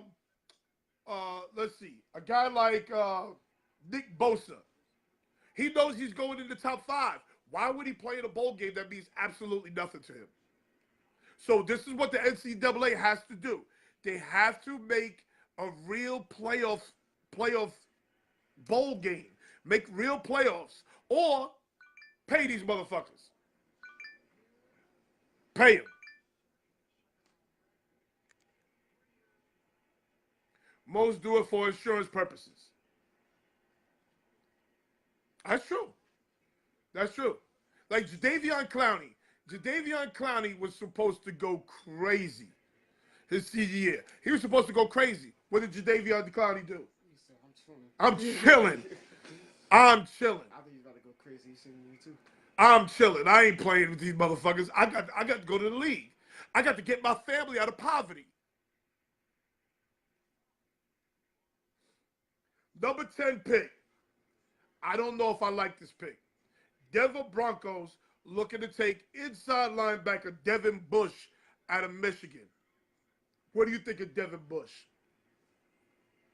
I think he's good, but I don't think he's top 10. I don't think he's a top 10. I think top 15, probably. I think he's undersized. He is undersized. Look, Clowney played his cards right. Clowney did not play his cards right because football is not a sport you can half-ass play. You can't half-ass play football. Either you play or you don't play. Because when you play half-ass, you are going to get hurt. Just sit out. Just sit out. But go ahead about Devin Bush. Probably top 15 at most. I think that's too high of a pick for him. Too high of a pick for him. But I heard this kid's pretty athletic, though. But he's undersized. Yeah. He's undersized to be a middle linebacker. Now, in today's NFL, you don't have to be that big because you got to cover. I think if he goes to another team and, like, they move him to, like, the outside linebacker spot, that he'll make his worth there or something like that. But he also played in a tough conference. That's what I'm saying. Also. And he played in the conference that likes to run the ball, too.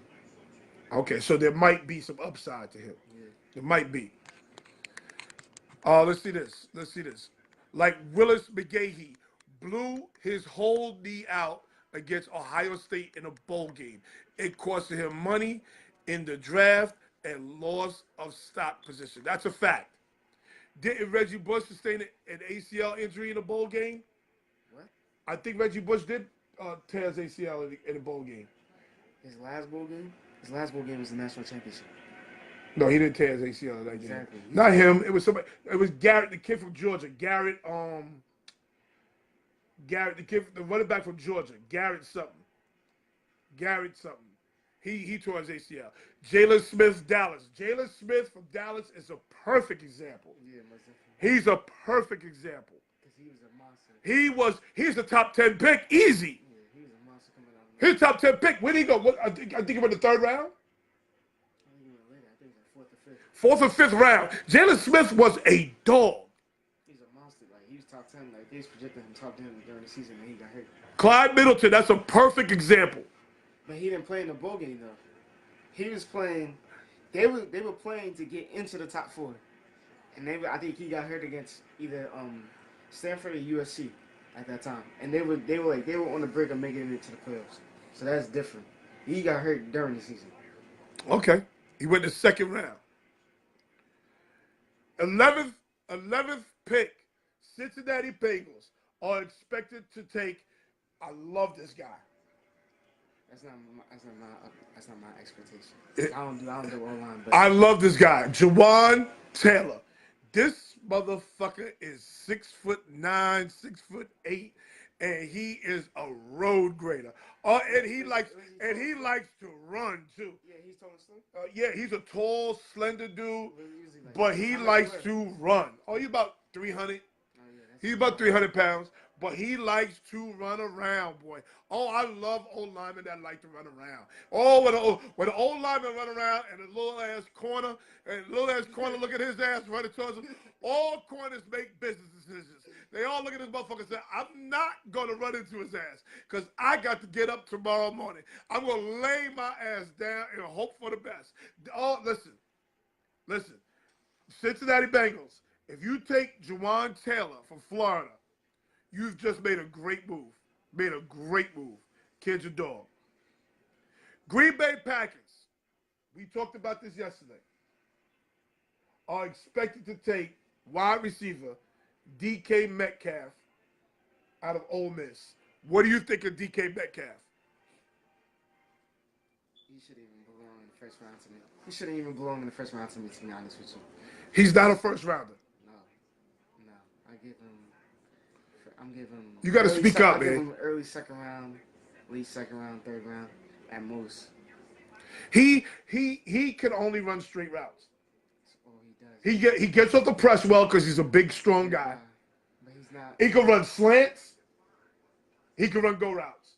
If you drafted him at number 12, that means he's a number 1 receiver. That means like he sucks. That means I'm saying if you drafting the wide receiver at number 12 in the first round, that means he's the number 1 guy. That means he's the target coming into the organization. Okay, but he's not. But he ain't that guy. He's not. His teammate's better than him. Who's his teammate again? AJ Brown. AJ Brown is better than DK Metcalf. Yes. I think people look at his body and people look at his testing numbers and they think, oh, he's great. He drops balls too. He'll drop balls. DK Metcalf. Yes. Inconsistent. A lot. Look. Clyde Middleton, supreme talent. Clyde Middleton don't watch college football. Clyde Middleton, you don't watch college football. That's Because he all he does is run go routes. They throw him jump balls. That's all they do. He does two things. That's all he does. All he does is throw jump balls. And he'll drop balls. Hold on. He's a first rounder. He's not the best. Hold on. He ain't no first rounder. Hold on. Stanford game, they need it. Busy.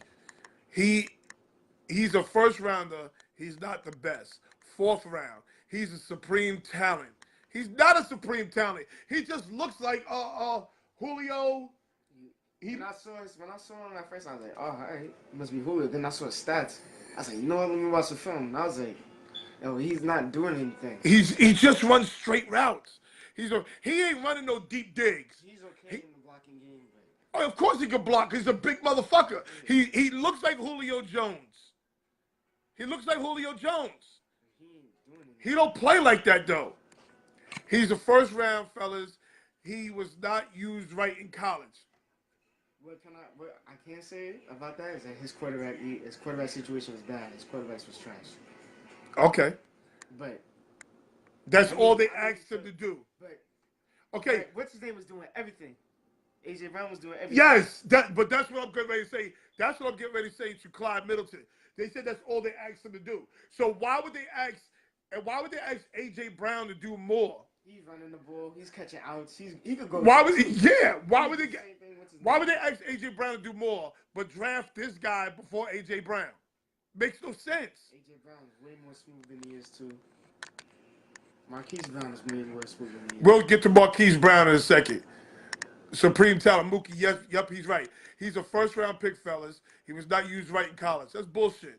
That's all they asked him to do. That's bullshit. AJ Brown has the numbers at Ole Miss. Exactly. AJ Brown is a dog. He is a dog. At the wide receivers, he reminds me of Jarvis. He reminds you of Jarvis Landry. If you watch film, you know they ain't asked him to do much. Clyde, listen, Clyde. No. Hold on. Let me talk to Clyde You from don't a even coaching. understand how many targets he had too. Let me talk to Clyde from a coaching perspective. Clyde, if the coach only asks you to run goals and slants, it's because the coach knows all you can do is run goals and slants. That's why he's telling you just to do that. He's telling you that because he knows you suck at everything else.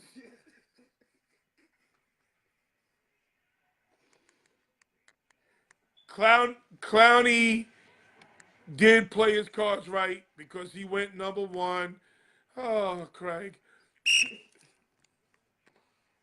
AJ Brown can't get off press coverage.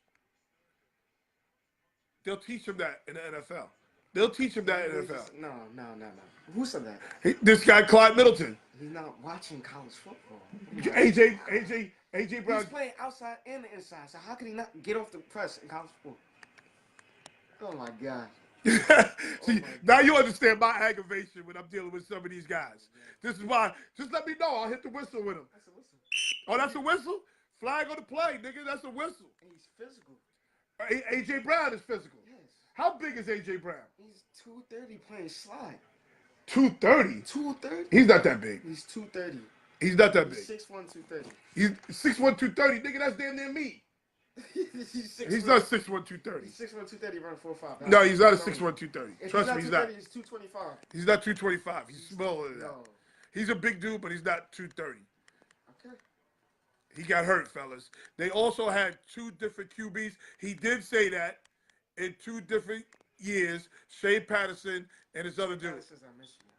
Shea Patterson wasn't at Michigan. He's at Michigan now. That's what I'm saying. Well, he was at Michigan last year.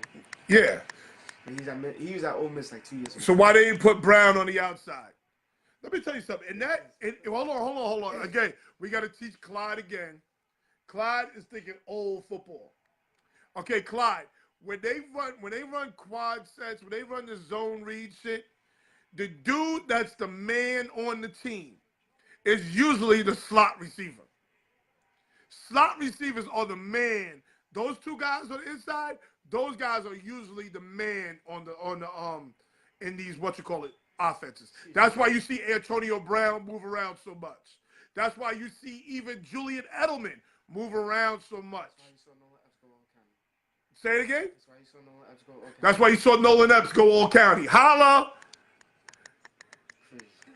So why they Brown on the outside? We just looked at it, huh?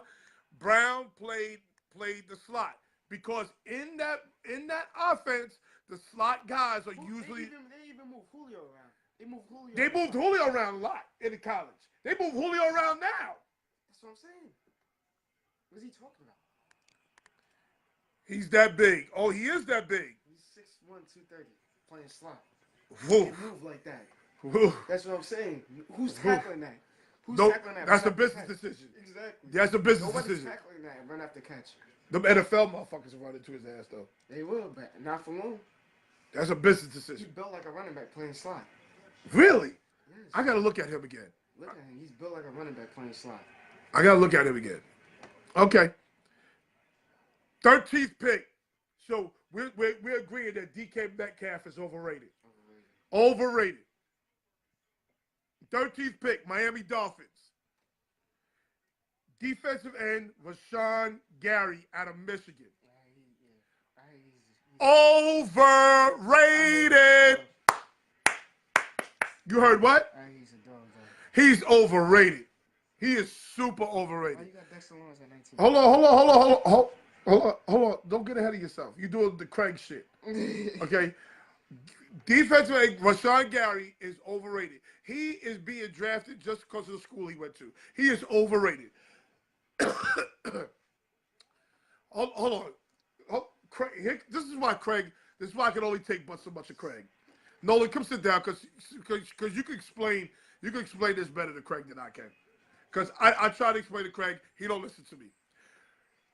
Slot receivers isn't considered the premier position in that offense. Craig don't coach football. He don't watch football. Craig don't coach football. He don't watch football. He don't watch football. We're not real entertainment. That's me. That's better than me. That's better than me. You don't watch football. You don't coach football. So we're not even going to entertain you. But I like to entertain you, Craig. See, here's the problem. In this offense, Craig, the slot receivers are also slash running backs. Believe it or not, Craig, they're they're receivers slash running backs. So if you got a dominant slot receiver, the one thing you do with a dominant slot receiver is you can move them around. You can move them inside out all the time. You can put them in the backfield. You can run end arounds. You can run reverses. They're all done with slot receivers. You ain't going to see DK Metcalf running no goddamn reverses. You ain't going to see that. That's not what he do. That's not his skill set.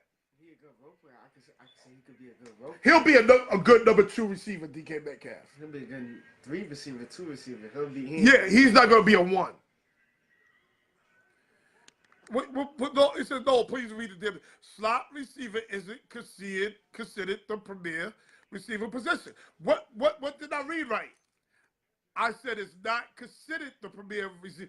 No, Craig, you say it's not considered a premier position, but every coach who coaches this offense will put their top receiver who has versatility in the slot position. Everyone does it.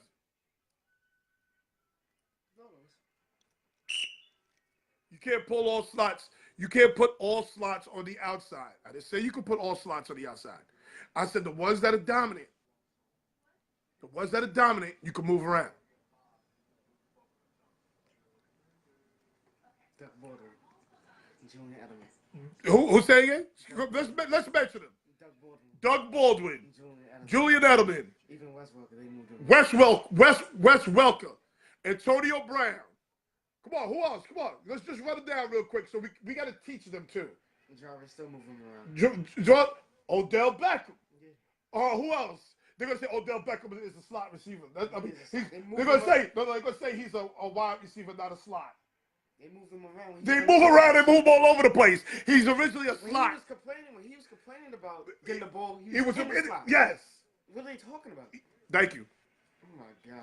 And who was dominant? Who was dominant in college, fellas? I don't need to be taught. Yes, you do. Yes, you do, Clyde Middleton. Was DK Metcalf dominant? He said he was like, who was dominant in college? Who was the most dominant receiver in college? Probably it was either Jerry Judy or Marquise Brown. Marquise Brown. What position Marquise Brown play? Or either the kid from UMass. What position did Marquise Brown play? He played wide out and slot. No, where was his slot? His number one position was slot. But because he was so dominant, they moved him in and outside. Do you know Marquise Brown had 132 catches in 2 years? Yeah. Whew. His comeback game was against Oklahoma State. His first year, he went for like 265, 10 catches. 10 9. We'll get to Marquise Brown in a second. Falcons. 14th pick, Falcons. Defensive tackle Christian Wilkins from Clemson. Now, let me tell you something. That motherfucking Christian Wilkins is a big motherfucker. He's so goddamn big. It don't make no sense. He's so big, and to be nimble. Oh, my goodness. Craig, this kid, Christian Wilkins, out of Clemson. I don't know what the hell, what's the name, coach? What's the name? What's the coach there at Clemson? Sweeney? Coach Sweeney. I don't know what Dabo Sweeney does for defensive tackles. I don't know what he does for defensive tackles, but they are got their defensive tackle factory. Because this kid, Christian Wilkinson, is a big-ass kid. He's big as hell. He is going to crush the pocket. I love that pick for the Falcons because we all know they need defense. What do you think about Christian Wilkins? What you said, he is big and he can move like that. Speak up. He is big and he can move like that. It's crazy. Big kid, can move. I wish I could debate without typing. Okay, let's bring Clyde on. Let's talk to Clyde to see what Clyde got to say. Hopefully he ain't as crazy as Craig. Brown is a different type of animal. He's like Tyreek Hill. Yeah, he just compared Brown to Tyreek Hill. He compared Brown to Tyreek Hill. Like he compared him like Tyreek Hill is better than Brown. Tyreek Hill is way better than Clyde. What up? Okay. What's up? Okay. What would you like to talk about, sir? So I'm in agreement with your boy over there. I like AJ Brown. AJ Brown ain't play no outside receiver this year like that until DJ Metcalf got hurt. So like when we go spit some facts out here, let's spit some facts out here. When AJ Brown went to the outside, he could not get off press coverage. That's my own. Outside of everything else, that man can catch. He's not the fastest, but he's a great route runner. And like old boy said, he 225, 230. I didn't realize he was that heavy. Yeah, he 225, 230, bro. Okay. That's a big. I'll look into that. But as far as outside, because what? So DK Metcalf got hurt, right? Hurt his neck. So I can agree with you to some effect when you be like, you put your best athlete in the slot. You know what I'm saying? That's what they did at Ohio State too. That's what they had Paris Campbell doing all year. He was their best athlete, and your best athlete is gonna get the ball more than anybody. Like they try to force feed their best athletes. You know what I'm saying? Yes, I coached this outfit, and I put my best quickest athletes in the slot. So I can not just throw them the ball. I can hand them the ball. I don't got no disagreement with that. Okay. But I do have a disagreement. I feel like, so do I feel like DJ Metcalf is the best wide receiver? No. But if you put him with a good coach, that boy can be special. DK Metcalf is terrible at changing direction. So if you can put all your stock into a combine on an athlete, then okay. But what I see on tape, like who gonna get in his face and go press him, man? Who's gonna do that? Let me ask you a question.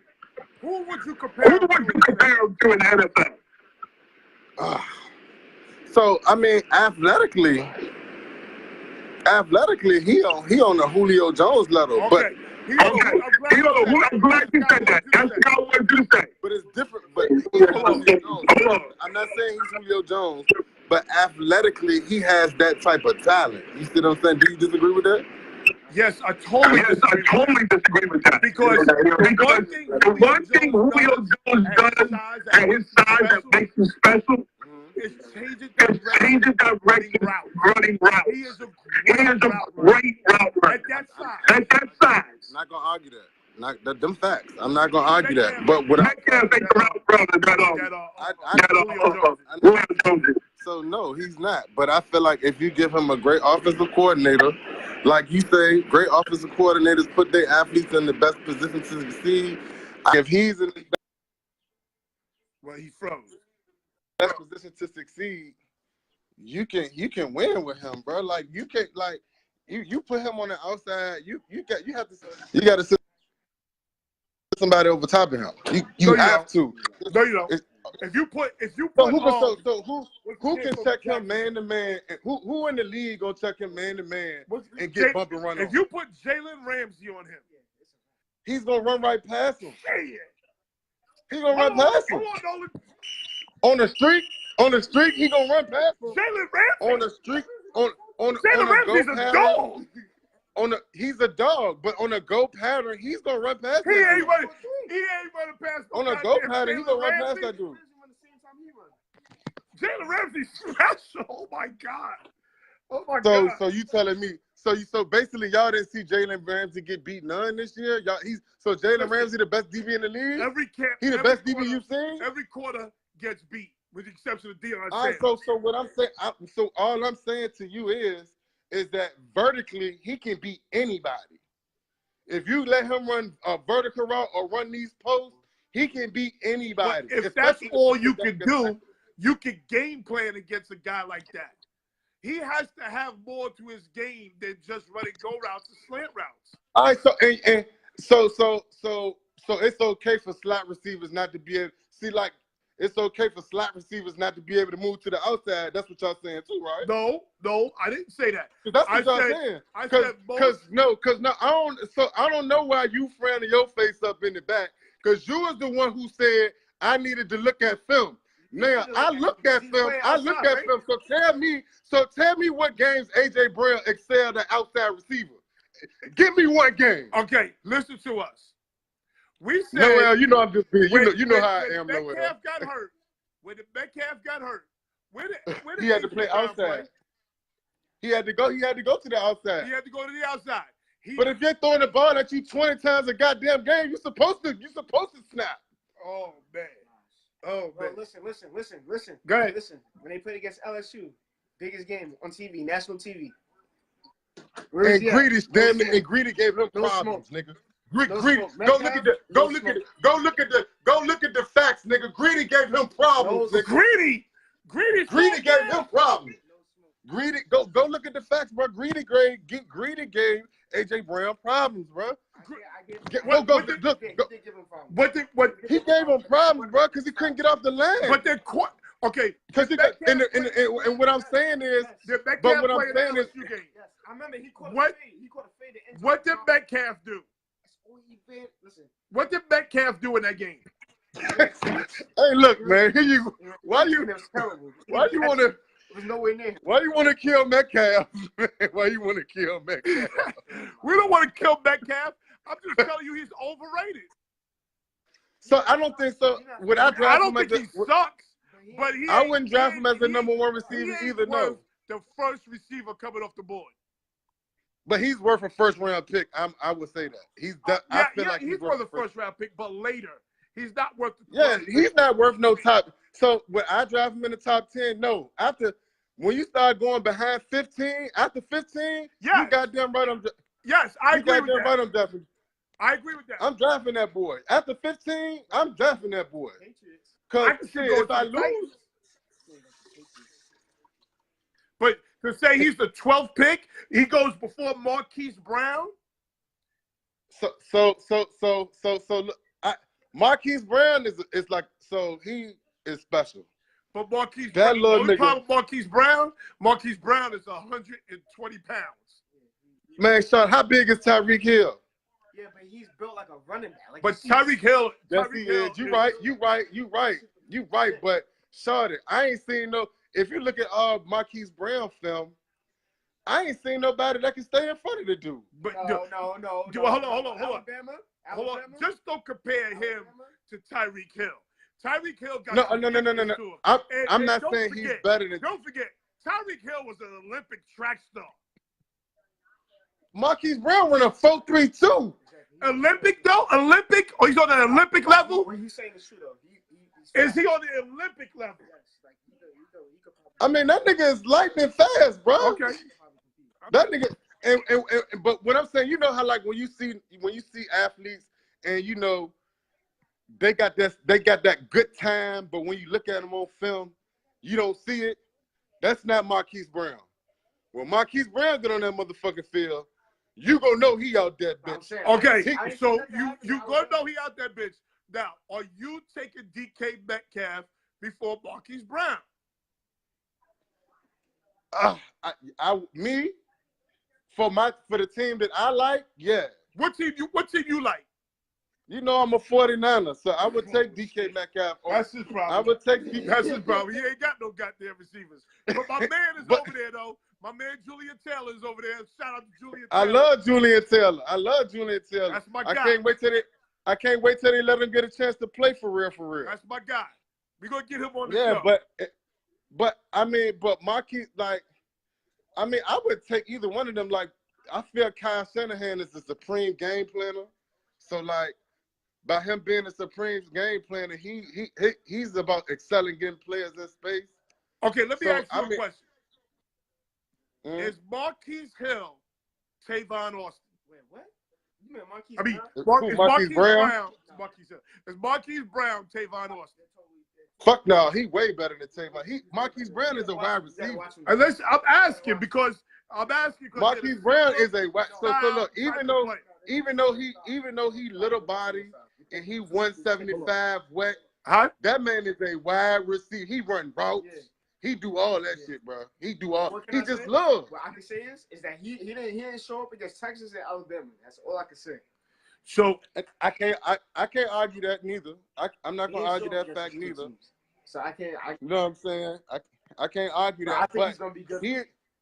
He a wide receiver. Like it's gonna be so people like him, and you know, like he little, but you still can put him on the outside because you just can't bump and run him like that. You know what I'm saying? Okay.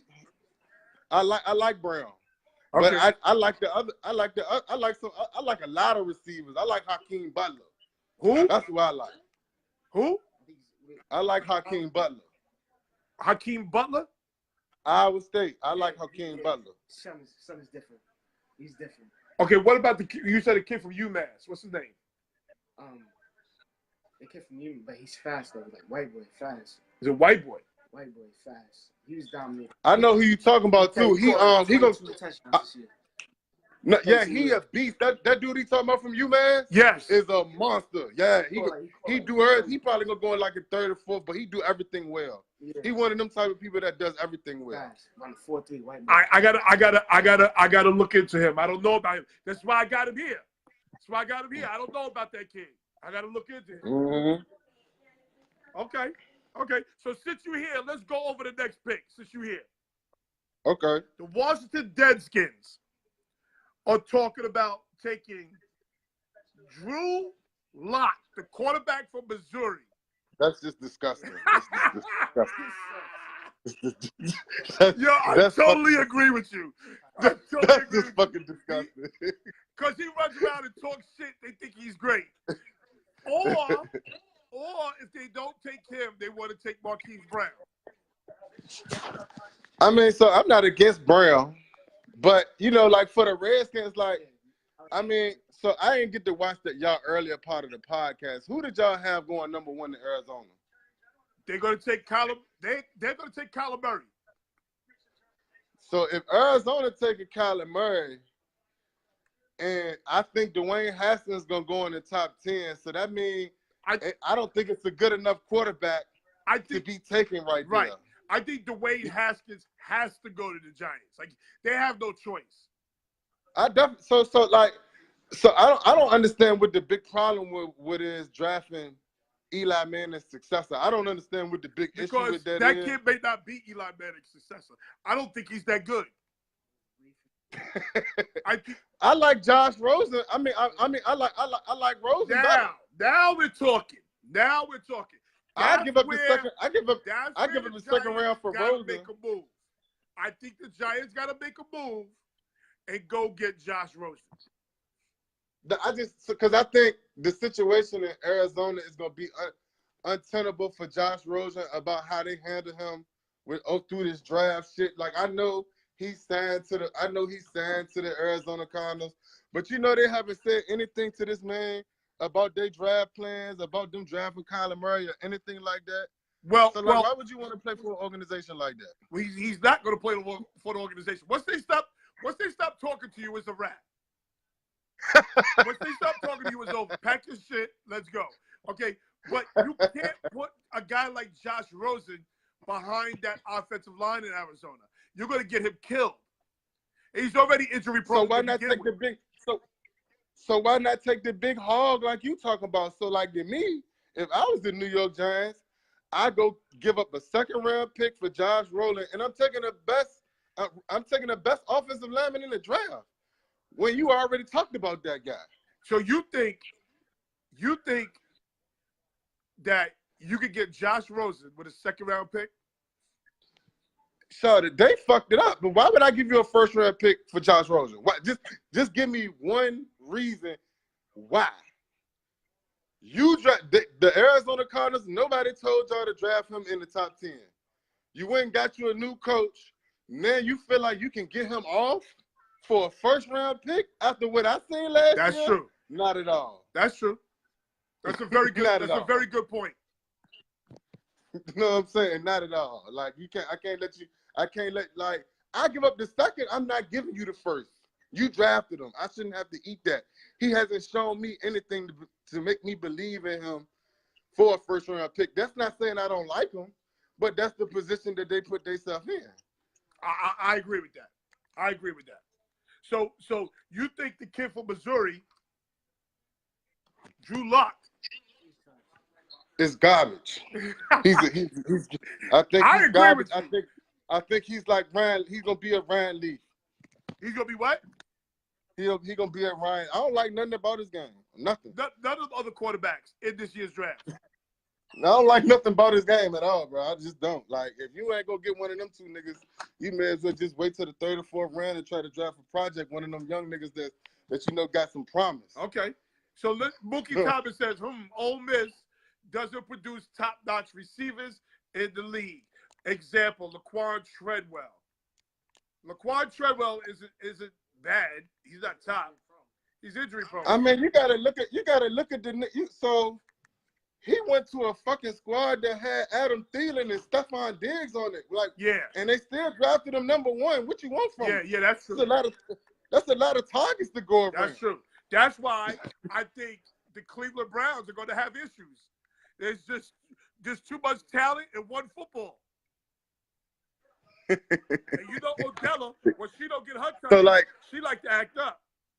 So I think so don't get me wrong. I feel like Cleveland has a lot of talent, but I think we all in on them a little bit too early. Not me. Not I need to see all that talent play together. I need to see all that talent play together. Like I need to see that. Yeah, that's what I need to see too. I need to see it on the field. On paper, that shit looks special. Yeah, of you know course. what I'm saying? On paper, that shit looks special. But I need to see how Freddie Kitchen.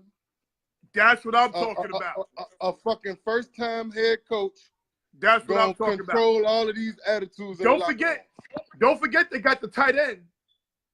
Yeah, you got Njoku. Don't forget they got Chubb. Don't forget they got Hunt.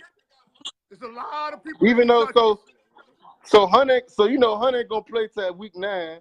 But even still, Nick Chubb and Kareem Hunt got to be one of the most fearsome backfields in the league. That's already the best 1-2 punch in the league right now. Like, I can't name another backfield in the league right now. When you put Kareem Hunt with Nick Chubb out there, like that's crazy. That's a fucking problem. That's crazy. You know what I'm saying? That's a fucking problem. I always state big physical receiver Hakeem Butler. That's what I was just talking about. So I think people go too far when you say Calvin Johnson, but he has Calvin Johnson caliber talent. Do he have Calvin Johnson hands? No. Calvin No. Johnson's hands is ridiculous. No, he does not. So I saw one play. He just caught it like this. He caught it so like so this the man and the man can catch, but he ain't got like I said, like when I started talking about supreme athletes, you know, you got goddamn Julio and like they got supreme talent. I gotta see that shit on the NFL level before I goddamn give it to him. Yeah, like that. because what conference he make Iowa focus State drops. playing? He make focus drops though. Like Oh, so Big Hakeem 12? Butler, Okay. he'll miss easy shit. Like you run the 10-yard curl, he'll fuck around and drop it and be wide open. And that's a problem. That's a problem for me. That's a fucking problem. That's a fucking problem. But the talent, like, but you know, in the NFL, when you know when these execs, he's 6'5", man. He's 6'5" and run a 4.4. Ooh. Like he jumped.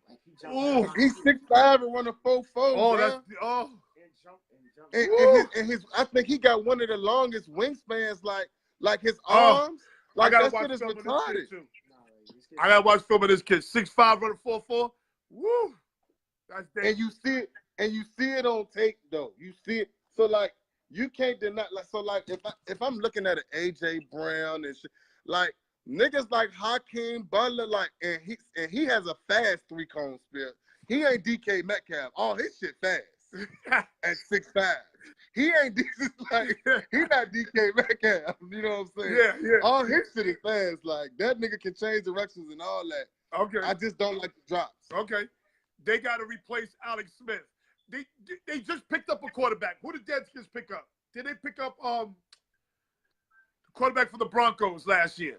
Yeah, Case Keenum. I mean, that's a decent stopgap for them. That's a decent stopgap. Yes, you don't have to replace Alex Smith. Case Keenum ain't bad. Yeah, but he's not gonna be Alex Smith. But you got enough time. So like once again, you know, I just wonder how any of these teams that needs a quarterback gonna let Josh Rosen sit over there in Arizona without offering Josh the Rosen. number 2 pick. Listen, Clyde, you said they stopped talking to the man. He ain't gonna be sitting over there long. Stop that. You know better than that. So if I was the Redskins, I would be in the DMs and everybody. You goddamn right.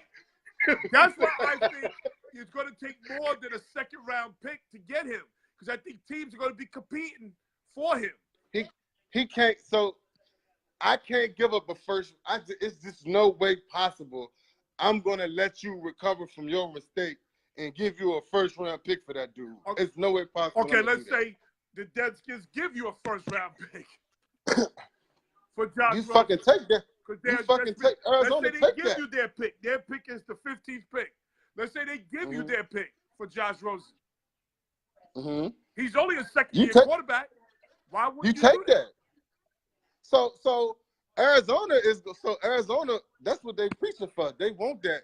They want somebody to goddamn give up their number 1 pick. That's what I'm talking about. So there's going to be teams in competition for him.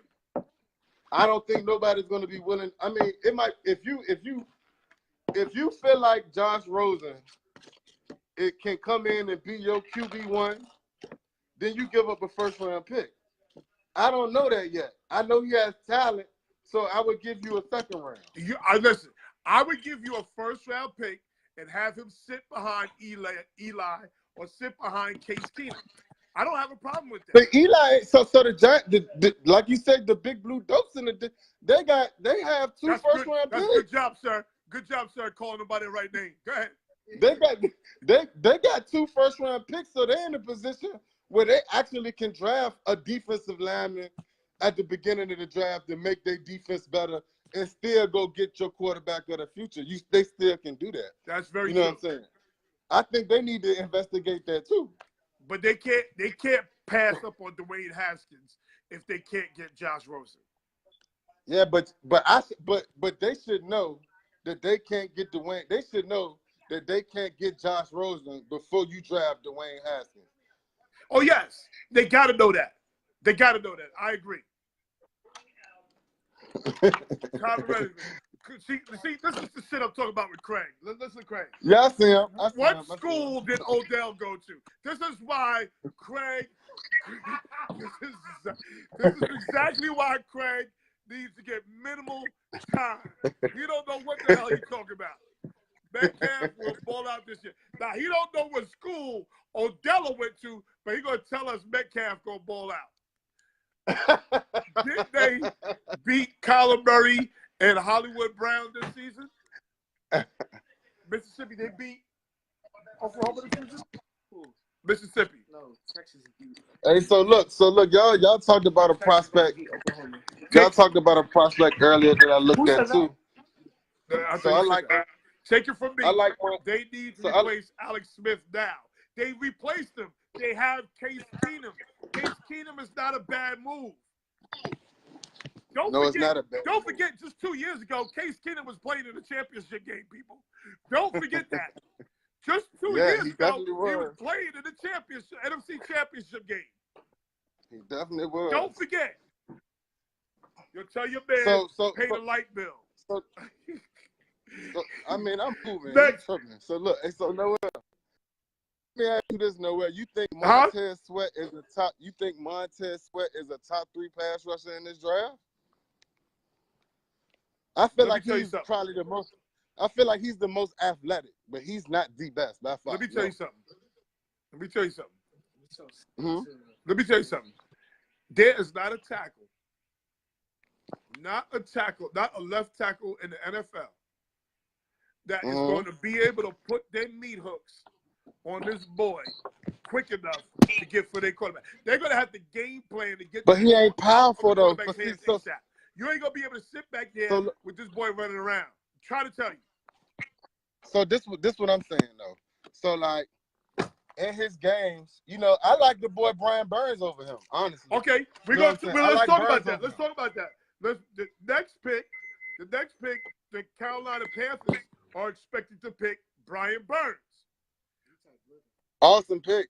Brian Burns looks like a smaller Montez Sweat. But the difference he's a great pass rusher. Brian Burns my problem with Brian Burns moves. is he takes plays off. He disappears sometimes. Like Montez Sweat, Montez Sweat pops off the screen. Every time you see him, he pops off the screen. This Brian Burns, but he ain't. But so to be fair, to me, his speed pops off the scene. His production ain't like that. If you look at Montez Sweat production, it's not like that. He's not better. Like as a pass rusher, he's not better from Clemson. Oh no, hold on. By no stretch. Let's be clear. No stretch of imagination. Let's be clear. Them Clemson niggas is different. Them Clemson niggas is special. I don't know what they're going to so that's what I'm saying. So like, I don't know what he's feeding these motherfuckers. I saw them win a national championship. That's why I'm so long. Motherfucker do a split. Listen, them 300-pound motherfuckers in Clemson are different. I'm telling you, them bitches in Clemson is different. Like them boys is special. So so you know, I don't even think the boy from Michigan should even be mentioned in their life. That boy in Michigan is terrible. He's terrible. Gary, his numbers ain't good enough to say like you can't draft unless you like old boy was saying, unless you a Aaron Donald type. I can't draft you this early in the down at D tackle. Like the league is made up of quarterbacks, defensive ends, and corners. So the niggas that can throw the ball, niggas that can stop you from throwing the ball, and niggas that can pick that bitch off. You know what I'm saying? Right. That's how that pay structure goes. So that's why a nigga like Nick Bosa and them gonna go early. You know what I'm saying? I'm just wondering how does the boy from Clemson fall down under? What's the boy from Clemson at the end? He got a weird name. Colin Farrell. Huh? Farrell. What's his first name? He got a weird name like Cleveland Farrell. Yeah, Cleveland Farrell. That DN from Clemson. That nigga nice. He should have been the first DN off the board. That nigga is nice. The second one behind Montez Sweat. So you don't like Nick Bosa? I think Nick Bosa is injury prone. I can't argue that. I'm not gonna argue that. I think there's something to that. I can't. So what about just so if we take injuries out of it, what is your opinion of them? Now, technically, Nick Bosa's a dog. Nick Bosa is a dog, technically. He is just so, his hand play is so good. You know what he does? You know what he does really well? He plays on that 45-degree angle all the time. Like he's buried in his hand play. His hand play is ridiculous. Like he's a problem. Top notch. If he stays healthy, like I think if he stays healthy, he the #1 prospect in the league. Yeah, like, but if he stays healthy. We know everything from the daddy to Joey to Nick. They all got hurt. Yeah, I can't argue that. That shit is in their blood.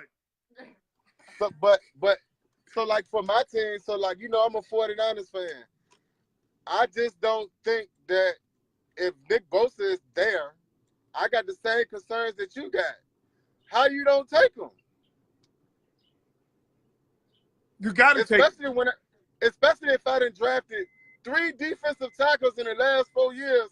How can you take Quentin Williams and explain not drafting Nick Bosa? You got to take him. But let me tell you, if you take him and he can play, that San Francisco 49 defensive line is a problem.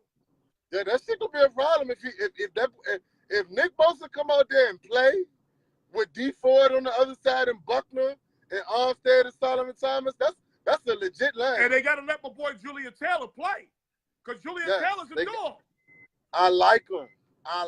We'll be able to have a mean rotation on that D line, man. Okay. Like, Julian Taylor got some competition though. Like, so Julian Taylor he gonna have to fight out the boy Kentavious Street. Man, this nigga Kentavious Street probably one of the strongest niggas in the league. Kentavious Street's good. He's good. That nigga's big, and I ain't like the fact Kentavious Street pushes in that pocket, bro. He is in your face. He's taking that guard, that center, and he's putting right in the quarterback's lap. And I felt like that's what Julian Taylor, like they playing the same position, so they're gonna be fighting for the same things this year. But Julian Taylor, his game is different. He's a runner. He's a runner, so he wants to get. I definitely like him. Huh? We have great talent on the D. We have great talent on the D line. You do. I think that's the strongest part of our team. You do. D line. You have tradable talent too. I want to trade something. We need to trade something. I don't think we should give up on Solomon Thomas just yet, though. Okay. You like Brian Burns over Montez Sweet, where Brian Burns plays disappearing acts. So Montez Sweat got disappearing acts too. So Montez Sweat, what he had like 8 sacks this year? He got like 4 or 5 of them in one game. So to me, and that was against a small school, and I think out of his 8 sacks, he got 6. That is true. And I think like out of his 6 sacks, he got him. He ain't getting. And he playing. What did he do against Alabama? Nothing. Nothing. You see what I'm saying? So I feel like Michigan. So I like him better than the boy from Michigan. But athletically though, like so, this is what we talk about. Like I say, DK Metcalf athletically is outstanding. So is Montez Sweat. You know what I'm saying? So like, I don't think he's. Some athletes are not football players. Exactly. I agreed. I can't argue with that. All athletes ain't football players. I definitely can agree with that. So let's do this. Big Blue Dopes with their second first-round pick, 17th pick. They're expected to take O-lineman Jonah Williams. If they get Jonah Williams, the Big Blue Dopes just took a huge step in the right direction. I agree. I definitely, I 100% agree with that. They should take him at the earlier pick. Jonah Williams is a dog. I think they should. I think. Top 10. My son said they Jonah need to take Williams the best should offensive go lineman in 7. the draft. They should take Jonah Williams first. Yeah, I think they should take the best offensive lineman in the draft first of all. So, you know what I'm saying? You think? Hold on. You think my man Jawan Taylor is it better than Jonah Williams? No, I don't think Jawan Taylor better than John Wall. Woo! Woo! That boy Jawan Taylor is different, boy. So I like so I know why you like him. Oh, I love big motherfuckers that can run. Yeah, I know why you like him. I just seen old boy on the bigger stage more. So you like big stages. I see what you like. You gotta be you gotta be able to perform. Oh, you gotta help you run on the big stage for me. You can't perform in the smaller games. Okay. And when big competition comes, hurry up, you not bringing your A game. Okay. That's my only thing that I disliked about Montez Sweat. Against big competition, he was non-existent. Okay. Minnesota Vikings got the 18th pick. Minnesota Vikings got the 18th pick. They're talking about taking Dalton Risner from Kansas. And who you said this is? Now I know you like big stages. Yes. Dalton Risner's never played on a big stage. You're right. But you're right. He's a physical son of a bitch. Yes, I mean, so let me tell you something else about big stage. I mean, what's the old boy? What school DeMarcus Ware came from? He ain't play on the big stage when he came out neither, did it? Who? What school did DeMarcus Ware come from? DeMarcus Webb.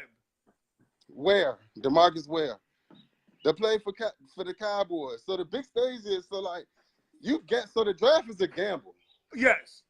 Okay. You gambling it's like you shooting dice. This is what I'm saying. This is why the big stage don't mean much to me. Because you have somebody like Khalil Mack. Where did Khalil Mack play? I know. Hello? You have somebody like Khalil Mack. Khalil Mack played in Buffalo. Yep. And he didn't play on many big stages. He played on one big stage. And that was against Ohio State. Mm-hmm. And he was a dog in that Ohio State game. Yep. Okay. So somebody like Khalil Mack, we wouldn't have to ask them questions. You see, we knew Khalil Mack was gonna be a dog in the league, bro. You like big stages. He played at Buffalo. But I like a lot of shit. You know what I'm saying? I like big wide receivers. I like small wide receivers. I like big DNs. I like small D. I like a lot of shit. If you can play, you can play. Like I like players. You know what I'm saying? Okay. So can Dalton Risner play? He can play a little bit. I'm he can play. I'm just being an asshole. He can play. Okay. I don't like him for them though. Okay, Nolan. You like him for them? Huh? Do you like him for them? I like him for Minnesota because there's a need. I like him because there's a need, and they're taking they're taking the best O-lineman available at that point. So if you were putting a team together, would you? So y'all two. I'm just asking y'all. So if y'all had your own team, do you draft for need or do you draft best player available? At this point in the draft, and knowing this Minnesota Viking team, they don't need much on defense. They don't need much on offense. They need offensive linemen. Like I can't argue. Like you ain't gonna draft for a receiver if you're Minnesota.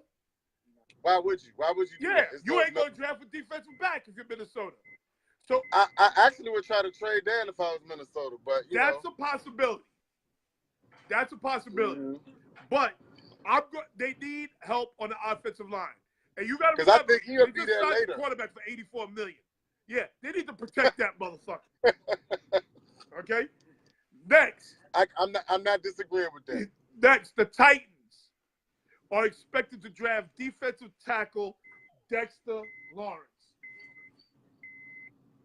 Do you think that's Tennessee's biggest position in need? Huh?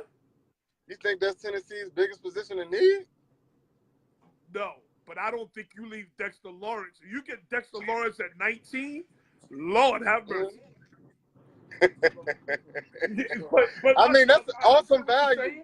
But if you could get Dexter Lawrence at the 19th pick, I don't think awesome you leave value. him Yeah, so like that's where you go from. That's where you go to best player available. I know this might not be our top need, but he shouldn't be on the board, and we got to draft him. Yeah, that's what I'm saying. You think you think they should go? Dexter Lawrence should go later or higher? Higher.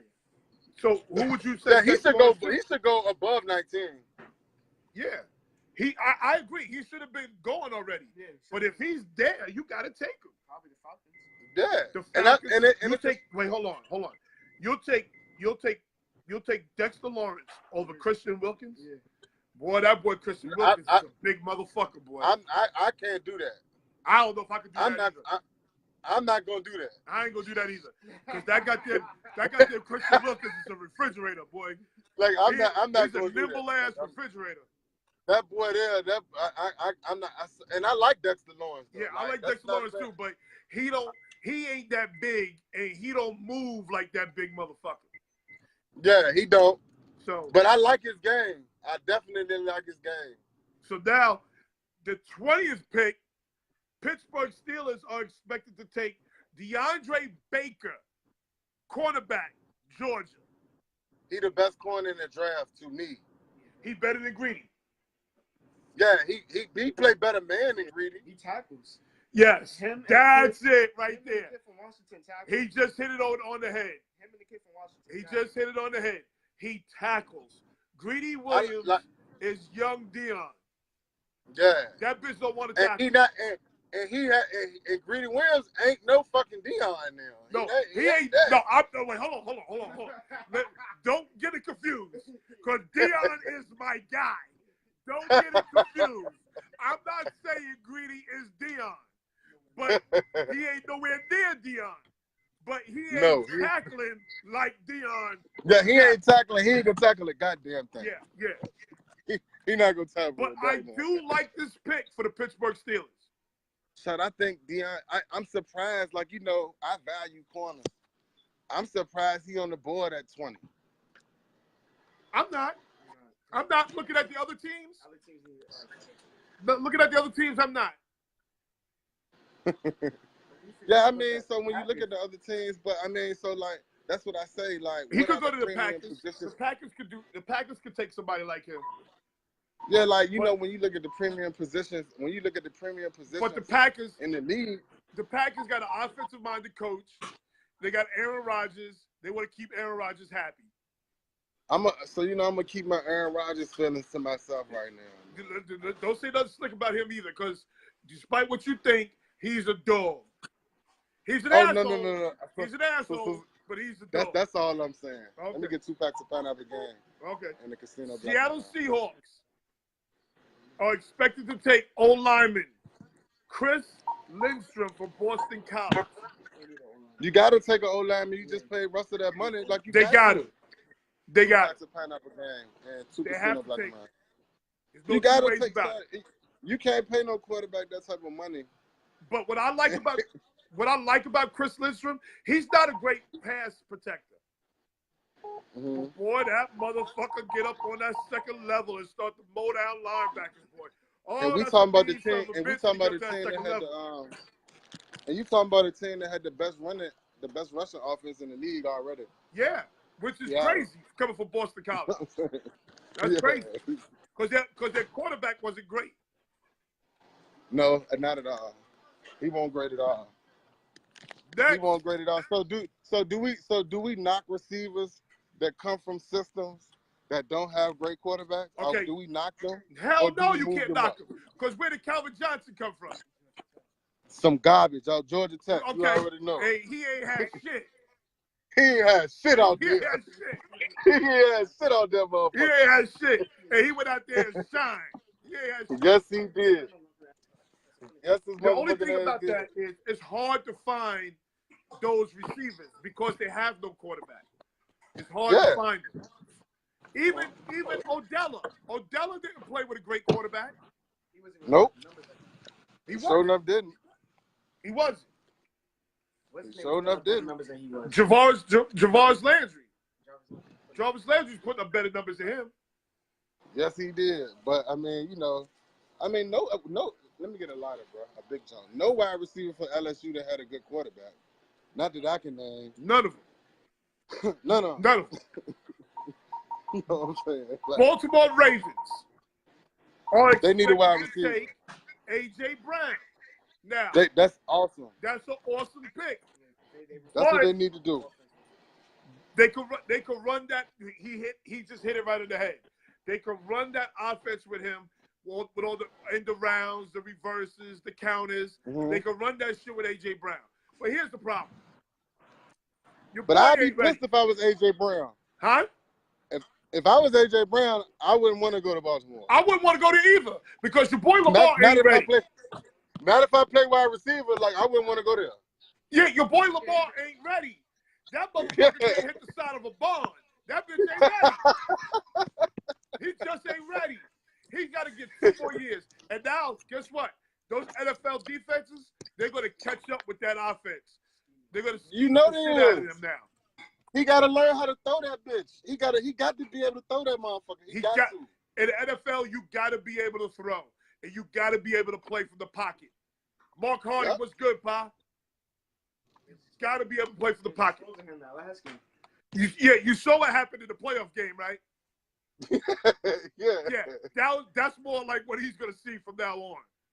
Yeah, you already know. Like, once them coaches get up on you, your boy's next. Once them coaches get up on you, they up on you, man. Yeah. Like, you saw how long it took for that read option to slow on down in the league. Oh, yeah. Yeah. Next. All they need is film. Next. This is my son's guy right here. The Houston Texans are expected to take Byron Murphy from Washington. Now, I like film on him. I don't know if he's white or black, but I know he is a dog. God damn, that son of a bitch is a dog. He is a dog. He will tackle. He will knock the shit out you. Exactly. Look, he froze. He will tackle. Happy birthday, Mark Hardy. And he's fast. What the hell happened here? Let me tell you something. He's crazy.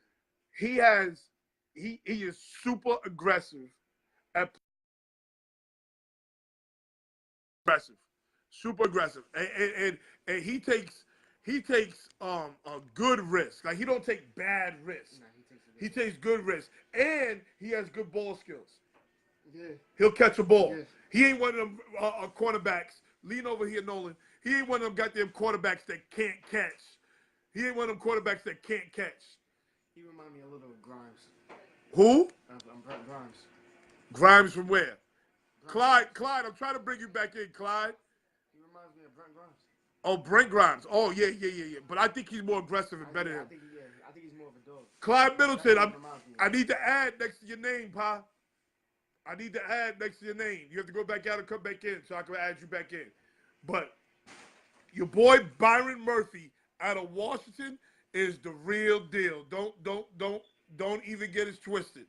So Byron Murphy going to Houston. That's a good pick for Houston too. Yeah, you put Byron Murphy with that pass rush. Yeah. Oh yeah.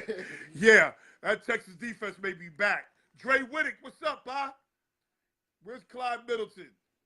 Clyde Middleton, come back. I need you to put that ad next to your name or hit me up, Clyde. Put the ad next to your name or hit me up. I can't add you for some reason.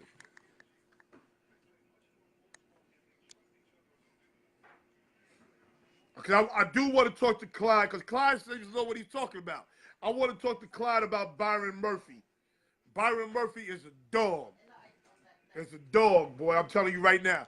Byron Murphy with Jadeveon Clowney and who's the other kid? The white boy? J.J. Watt. That defense is about to be off the meat rack. That defense is about to be off the meat rack.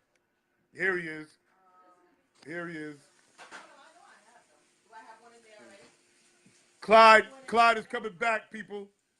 Yes, sir. Clyde, were you in the backwoods of Virginia? Man, yeah, you know, I went through a little rough spot back then. There weren't no signals back then.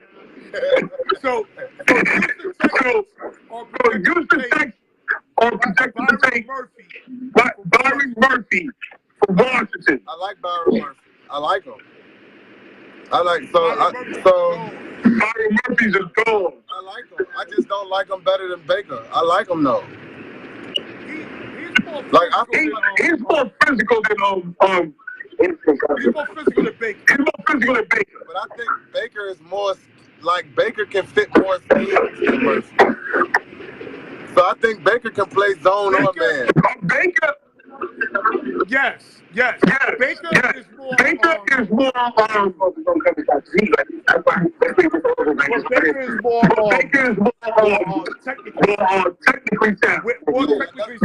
technically sound than Byron Murphy. Murphy more athletic though. Yeah. Murphy more athletic. That's a fact. I like Murphy. So like I don't have no. But you think both of them are better than Greedy? Y'all like both of them dudes better than Greedy? I like corners that can make tackles. I don't like corners. Unless you Dion. So you can step down the whole side of the field by yourself, and you don't gotta worry about tackling nobody. Then I can fuck with that. That's what I was about to say to you. So I was about to ask you if you like corners that tackle, you would like Rod Woodson over Dion. Hold on. Rod Woodson. First of all, he played with the Pittsburgh Steelers. So I'm not fucking with that right there. I already know how you feel about them. I already know. Rod Woodson is one of the greatest defensive backs to ever play because of his versatility. Yep. But he wasn't taking 26 yards of the field. He wasn't doing that. No, he wasn't doing that. That wasn't his game. Oh, no. But he had a good game. You know what I'm saying? Rod Woodson would let you catch it and knock the shit out of you. Rod Woodson would let you catch it and knock the Yeah. I agree. I like tackling. So I like people that display all aspects of the game. You know, if you can cover, I still want you to be able to tackle. I still want you to be able to come up for run support. Like that's big for me. Because you know, like if I'm a coach and I'm looking at the field and I know you don't want to hit nothing, I'm running sweeps to your ass all goddamn day. That's a fact. I agree with that. You know what I'm saying? Because really, if you break outside the last person, you ain't got nothing but the corner and the safety. Well, that's why Yep, you're right. But I like Baker. I mean, I like Murphy. Okay. Next. The Oakland Raiders. This is their second pick in the first round. They're going to take Josh Jacobs from Alabama. The running back from Alabama. So let me ask you this: who did they take? So in y'all draft, who did they take first? We're expecting them to take Quentin Williams. So let me just ask you now. So if you had their second pick and Cleveland Farrell is on the board, why wouldn't you go take that? Because you still need a goddamn running back. I like guys who's had serious adversity. Like this guy is Yeah. So he's got motivation. So, like, but James Conner survived camp. It's a different motivation. So I feel like you can get premium running backs outside of the first round. I don't premium running back. It's not this year, no. You right? No. So to me, I wouldn't draft no running back in the first round this year. Like to me, no team that I see should draft anyone in the first round. It's way more defensive talent in this. Like the defensive talent in this draft is different than years past. That's why I believe you can win. But I do. And for their second pick, I wouldn't mind that. Because you got to remember, you got rid of Khalil Mack. You have nobody to rush the passer. Now, if you go get Quinn Williams to put in the middle of your defense, and because I don't think Farrell's supposed to be there when they pick on this second pick. So if he is there, I don't see. I think you run to the podium and make that, because he should not be there at all. Like pass rushers, you like one thing about running backs will hit the free agent market, right? Running backs hit free agency. Pass rushers don't. Like if you're a premier pass rusher, you gotta like, and if you want him on your team, you got to draft him for the most part. I agree with that. So I just feel like that boy is a great player. I think Oakland needs their most help on defense.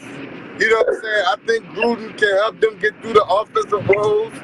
And not to mention, you added Antonio Brown, Tyrell Williams. I mean, he has legit fast running backs. Like Jalen Richardson, them niggas are fast. Like, I don't understand why he don't get Kareem Hunt.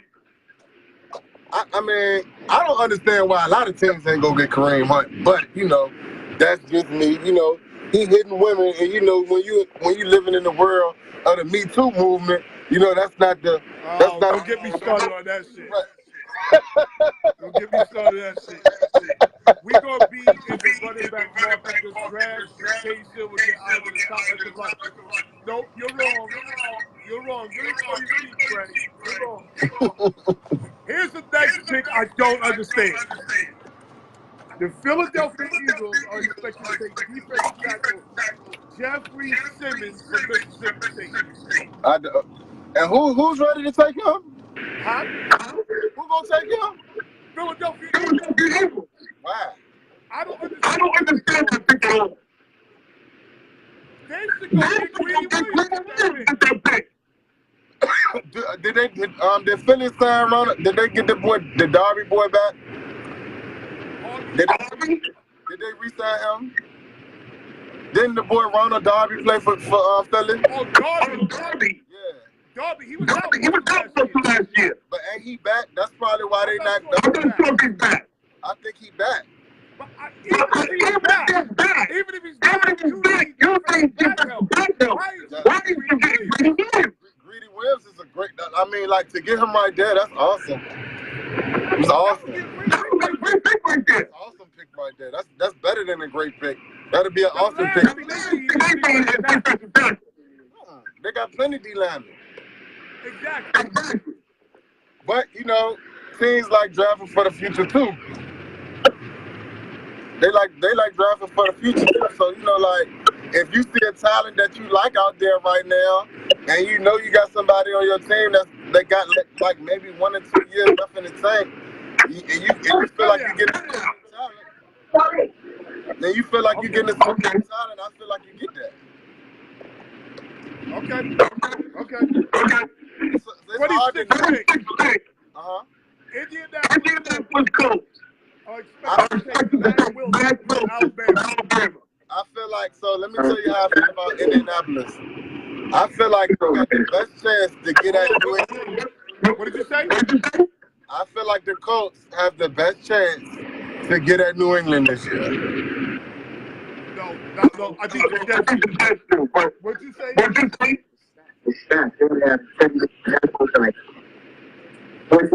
only had 37 tackles? He might be a little overrated, Mac Wilson. So once again, I don't understand, like, Indy needs a number one. They need a number one wide receiver. They have one. At this point in the draft, they have one. They need somebody to go on the other side of goddamn Pierre Garcon. I agree with that. What's old boy name? T.Y. Hilton. They need another wide receiver on the outside of him. Because that Ryan Grant and all that other shit.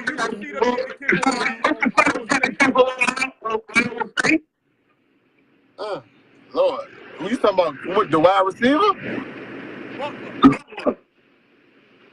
So I think Butler should. I think he has the athletic ability to go in the first round. You gonna have to gamble to take him though. So I don't know who gonna gamble to go take him. But he has first round ability. Like I think a lot of teams. Like if I was Indy, I would take Hakeem Butler on the other side of T.Y. Hilton. Shit, that's a fucking problem out there. That's just my prayer. I think Hakeem Butler is top 5 wide receiver in this draft. That's what I think. Okay. You go through a rough spot again, huh? Okay. Wide receiver, I think AJ. So the best wide receiver in this draft probably would be AJ Brown. The nigga that's on the team of DJ Metcalf. You said the best receiver in the like for a real game, yes, even though I don't like the fact that he struggles, even though I don't like the fact that he struggles with man coverage sometimes, he's 230. He gonna figure that out. You ain't gonna just keep beating him up in that line. You're the real. Yeah, I'm going through another spot right now. I should be coming out of it though. Am I out of it?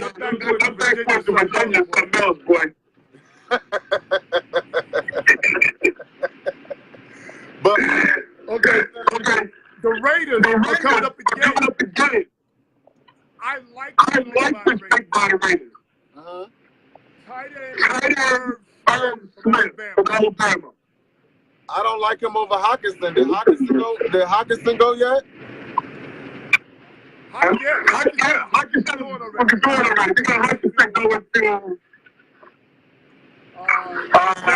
Jaguars. Oh, all right. So if Noah Fant and Hawkinson gone, then you're right. Because Noah the best tight end in the draft. Noah the best tight end in the draft. From Iowa. Okay. What do you think? I feel like I'm going to say he's a great receiver. He's not a blocker. He's one of them niggas that you can move into the slot. He's not a block. He's not an inline blocker. But as a receiver, he can get you money. So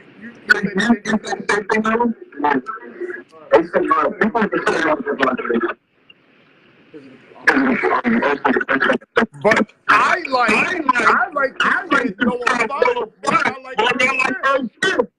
Me too. I think Noah from Iowa is the best tight end in the draft. By far. This kid looks like Keith Jackson to me. And let's remember that T.J. Hawkinson and Noah Fant come from the same school. Yes. Noah Fant is the backup. And let's be clear. George Kittle went there 2 years ago. George Kittle said when them two boys walked on campus, he said both of them boys better than me. He just did the article about it. And I like George Kittle. He played for San Fran. He led the league for tight ends and receiving yards this year. George Kittle. Okay. In the Iowa offense, you really don't get to see what them boys really do. That's what you said. Because we would have never known. I didn't know George Kittle from a can of paint when we drafted him. I knew his box score was off the chain at the combine. Yo, they say your connection's fucked up. Yo, go back out. Go back in. AT&T could be some, but I ain't got Verizon. Yo, you in the backwoods of Virginia. Get out there. I'm in Richmond. Huh? I'm in Richmond. I should be good now. I shouldn't be breaking up. Okay, that does sound better. Okay, the Chargers with the 28th pick are expected to take the Hillary. You're not why?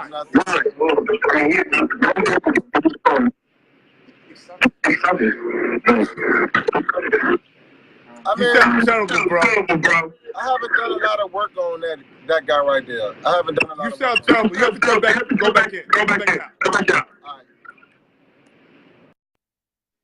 Yeah, he sounds terrible, Craig. You're right. Jeremy Tillery. I like this pick because they need defensive tackles. All they have is Joey Bosa, and that's it. But he did play with a good D line. Like, he did play with a good D line when he was at Notre Dame, though. Because they had a start D line when he was there. So he's a big kid. 6'7" kids that play D tackle are pretty good. Eight sacks. Yeah, 8 sacks. Yeah, 8 sacks. But, They just 8 sacks from a D tackle spot. But listen, their schedule wasn't all that, and you saw when they got exposed in the top 4. Because they damn sure was they play exposed. Independence.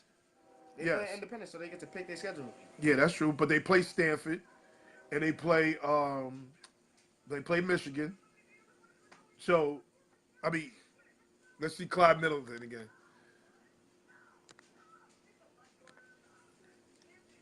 Craig, you stay there because we're about to talk to these raggedy ass Chiefs next. Yeah, I should be good now, fellas. I'm out of all of that now. I should be good. All right, cool. All right, so what do you think of Jeremy Tillery? So I haven't watched a lot of film on Jeremy Tillery, so I would be lying if I could give you an in-depth analysis on that dude. I mean, that's all I can say about him. I really don't know too much about him. Okay, but I think he's necessary for the Chargers. I think he's needed there. Okay. 29th pick. Kansas City Chiefs are expected to take Greedy Williams. That'll be awesome for them. That's an awesome pick for them. That's awesome. At the 29th pick, Greedy Williams. That's so if Greedy, let's be clear. If Greedy Williams is on the board at 28, 29, somebody is gonna move up to come get that boy. Somebody gonna play to go get him. But let's say Kansas City gets him. Kansas City. Listen, I could play the Kansas City secondary. Yeah, goddamn right. They had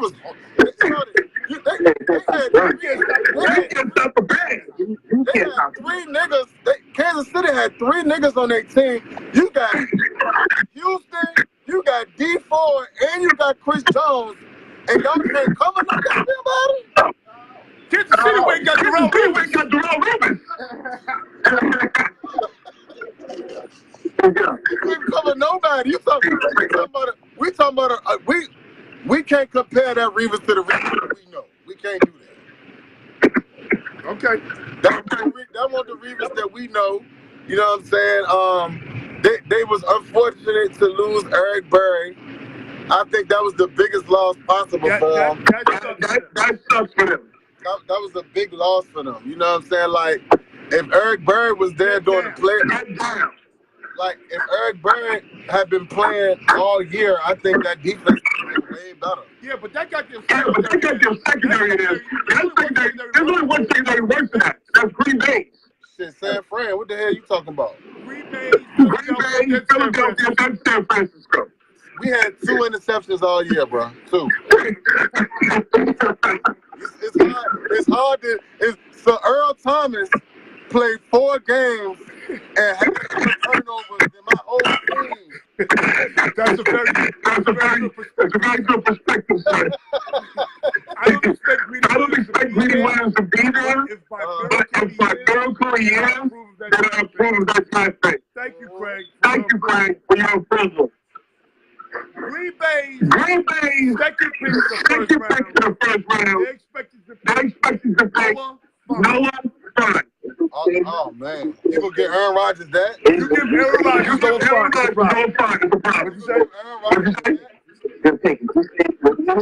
No fun. If you give Aaron Rodgers, hey, he can block.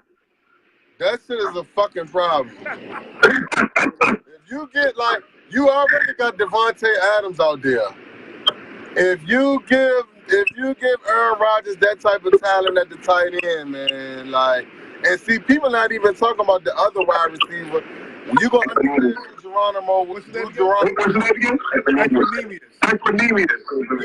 No, but they still got Geronimo Allison. They got Equanimous Brown from Notre Dame.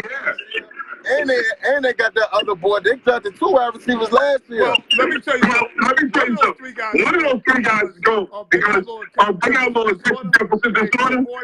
Your boy Aaron Rodgers don't like that shit. He gonna make an example. He gonna make an example out of one of them motherfuckers. They go. Tell you right now. Tell you right now. But there's no fun.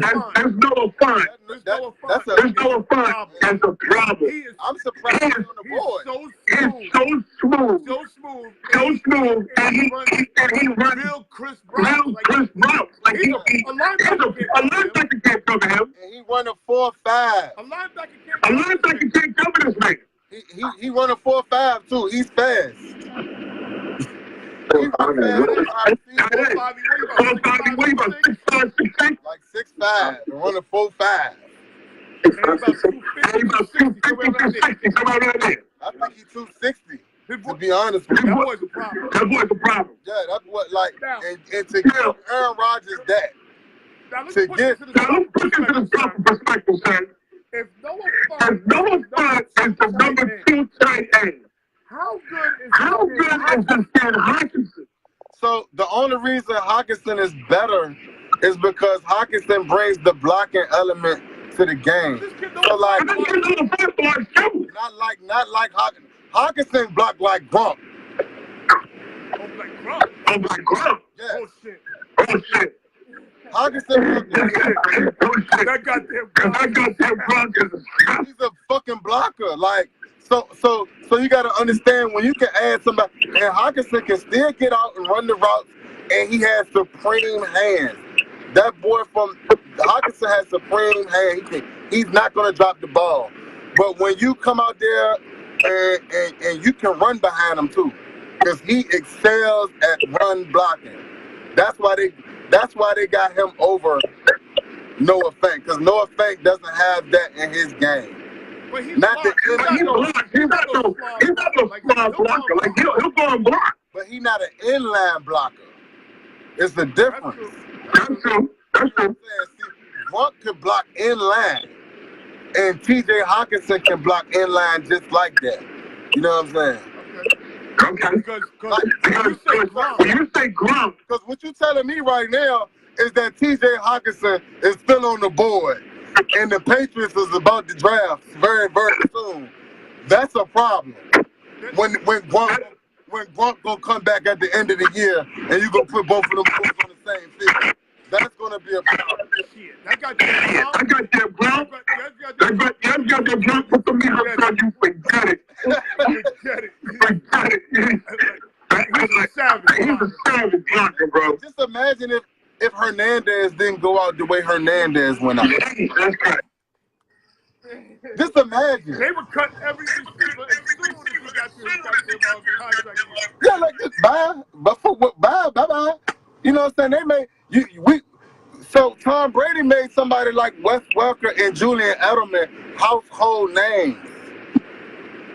You can't talk about none of the Patriots dynasties without talking about Wes Welker or Julian Edelman. You just can't do it. That's true. That's true. Brady made them boys. Like, you know, in earlier part of Brady's career, it was the defense, but this latter part of Brady's career is exceptional. You know what I'm saying? I think it's more defensive scheme. I don't like the scheme that they play against the regular You have to press up all their receivers. Yeah. You have to press them You have to press them up. You can't let them get free releases and Tom Brady just playing 50 catch with the motherfuckers all day. And that's what Bill Belichick. That's the only reason they beat Kansas City this year, because Bill Belichick was the only coach that I saw come out there. You looked at that line of scrimmage and you saw everybody on the line of scrimmage but the safeties and the linebacker. Everybody was up in your face. For the wide receivers, you could not get a free release, and they just believed in their pass rush. Who gives New England trouble every year? Who gives New England trouble every year? The Dolphins. Who said that again? Who said that again? The Miami Dolphins. Miami The Dolphins. Miami Dolphins. That's 100% correct, You know son. why? You know why? Why? Why you think? Because they take their corners And press them and press motherfuckers those up. motherfuckers up. And they go And they go touch Tom Brady. They make sure they go touch that motherfucker. So, they, win or lose, that's what you're going against when they play them. You know what I'm saying? That's why the Jets That's why the Jets this year are going to give are going to give the Patriots a hard time. Why? Man, it just got, so let's be clear. If we evaluate the defensive players that the Jets have on that side of the ball, it's almost second to none. Would you agree? Wait, say that again? Say that again? If you evaluate the talent that the New York Jets have on their roster, it's almost second to none. Yes. I agree. I agree. I'm not a Jet, but I'm a football fan. I'm a good fan. Them motherfuckers got to come to play this year. And you know, I ain't boosting. You know, I know you a Jets player, but I gotta give respect where respect is due. You know what I'm saying? It's a lot of They gotta come to play. out that motherfucker there. They got It's a whole. They got a defense and a run game. That is the formula to a Super Bowl. Am I saying it Am I saying we're going to the Super Bowl? No. That's the But formula. that's the formula. As long as New England out there in their division, it's gonna be hard for them to get there. But they can be their defense is gonna be very formidable. I'm talking about very formidable. Okay. Just like Buffalo defense is formidable every year, damn near. They just ain't got no offense. That Buffalo defense. That Buffalo defense is a problem. That shit is a fucking That problem. Buffalo defense. That Buffalo defense is good. Their front seven is ridiculous. That shit is awesome, man. Like, I'm impressed with them niggas, man. Like, I'm impressed with them boys. I'm impressed with Shady McCoy. Now he shuts his mouth and he stays there. Yeah, most definitely. That's surprising, actually. It is surprising. It is surprising. That's surprising. LA Rams. LA Rams With the 31st with the pick. 31st pick. Say that again? Say that again? That's very true. That's very true. My son said He got no choice. got no choice because you look very tonight over there. You're right. The good point. Good point where LA Rams. LA Rams, 31st pick. 31st pick, are expected to take center. Garrett Bradbury. I gotta admit, I don't know much about him. From NC State. From NC State. I don't know much about him, but it's too much. Like right now, at this point in the draft, it's still too much defensive talent on that motherfucking board to ignore. It's too much. Okay, you the Rams. Okay, you the Rams. You ain't thinking of D-linemen? They didn't have no pass rushing. I'm not sold on Dante Fowler. Not sold on him at all. But what about Donald? Donald? Look, Aaron Donald, the best D tackle in the league. What about Hands Dominic down. Sue? Dominic Sue. He don't play for them. And Dominic Sue don't play for them no more. Wait, since when? Who you play with? Who you play with? And Dominic Sue is a free agent. Is he really? They didn't sign. Yeah, they didn't sign him back. Oh, I didn't know that. Oh, I didn't know that. Yeah, so he's a free agent. So unless you sign an Dominic Sue back, you need somebody to go get that quarterback. Well, they're going to sign it. They're going to sign it, Dominic Sue. You think so? Look at Craig. Look at Craig saying dumb shit again. Here we go. Here's the whistle. The Jets are getting a wide receiver. Look for the back half. God damn. The Jets are getting a guy like Metcalf. I agree though. So I mean, you know, somebody's going to gamble on Metcalf. Somebody's going to do it. Oh yes, they are. Because his test is so crazy. Yeah, somebody, and I think that we are very hard on him. So like I feel like some of these athletes that we see in college don't get the opportunity to show you everything that they can do because their coaches, you know what I'm saying, their coaches actually they trying to win. So instead of showcasing what you really can do, I need you to do this for me because I know you can do this very well. You know what I'm saying? Yeah. I got this very well. Like, I mean, like, so like DK Metcalf won't the best athlete on his team, but if you utilize him with AJ Brown, you got something. You know what I'm saying? You can make something with that. So basically you're saying he'll be a good number 2 somewhere.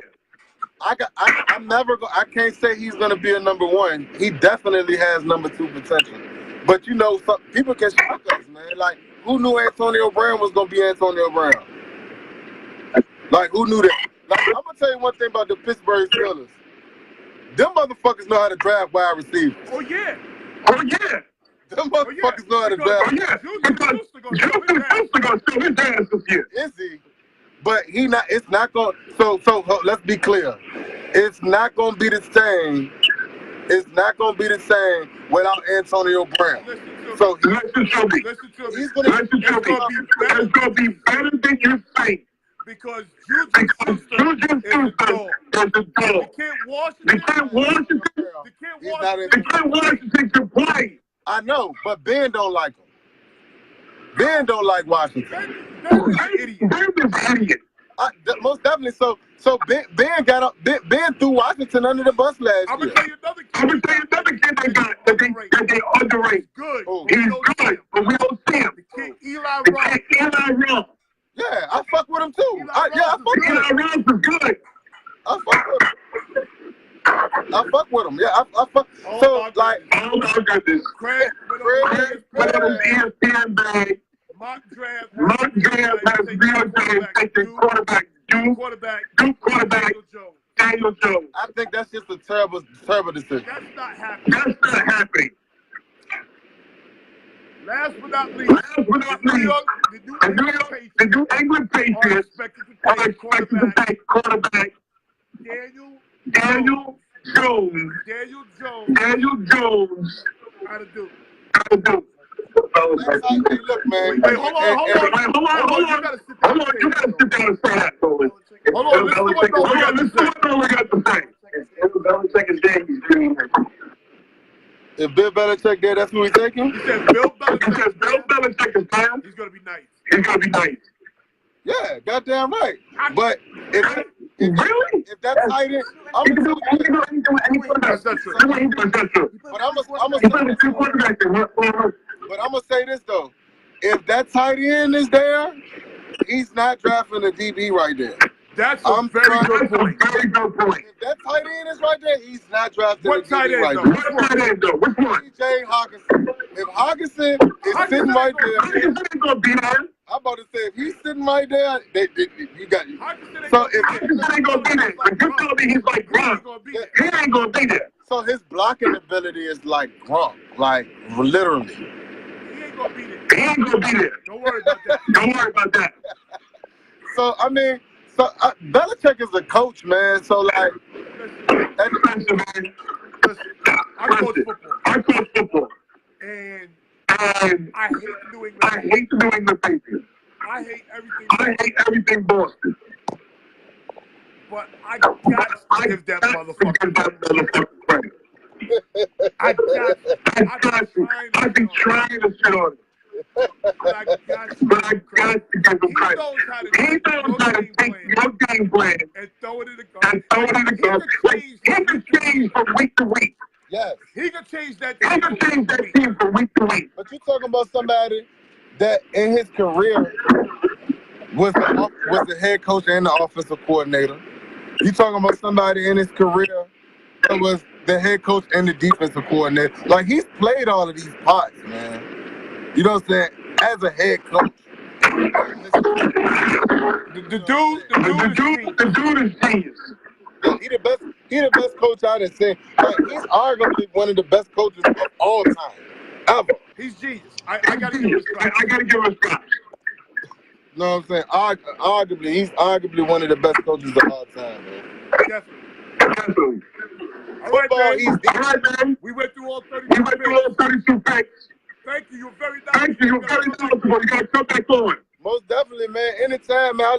I be tripping at you and Gary go at it. I be trying to get in sometimes, man. But you know, I like debating sports with you, man. You Gary will be on tomorrow.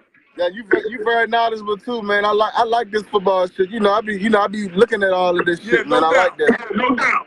Most definitely, man. Yeah, I'll holler at you, man. Holla at you, man. All right, man. Peace. Peace. That's Clyde Middleton. We gonna work on his reception, and we gonna make sure that we get him back on because he's knowledgeable. He's knowledgeable about that college game. He's more knowledgeable than me about that college game. I like that. I need that knowledge. So I got Clyde Middleton and Nolan Epps to help me with the college game. So again, we did 3 hours. We did 3 hours today. Top 10 reasons why you celebrate 420. 420 ain't no goddamn holiday. Stop celebrating that shit. You ain't a real weed head if you celebrate 420. And we gave you all top 32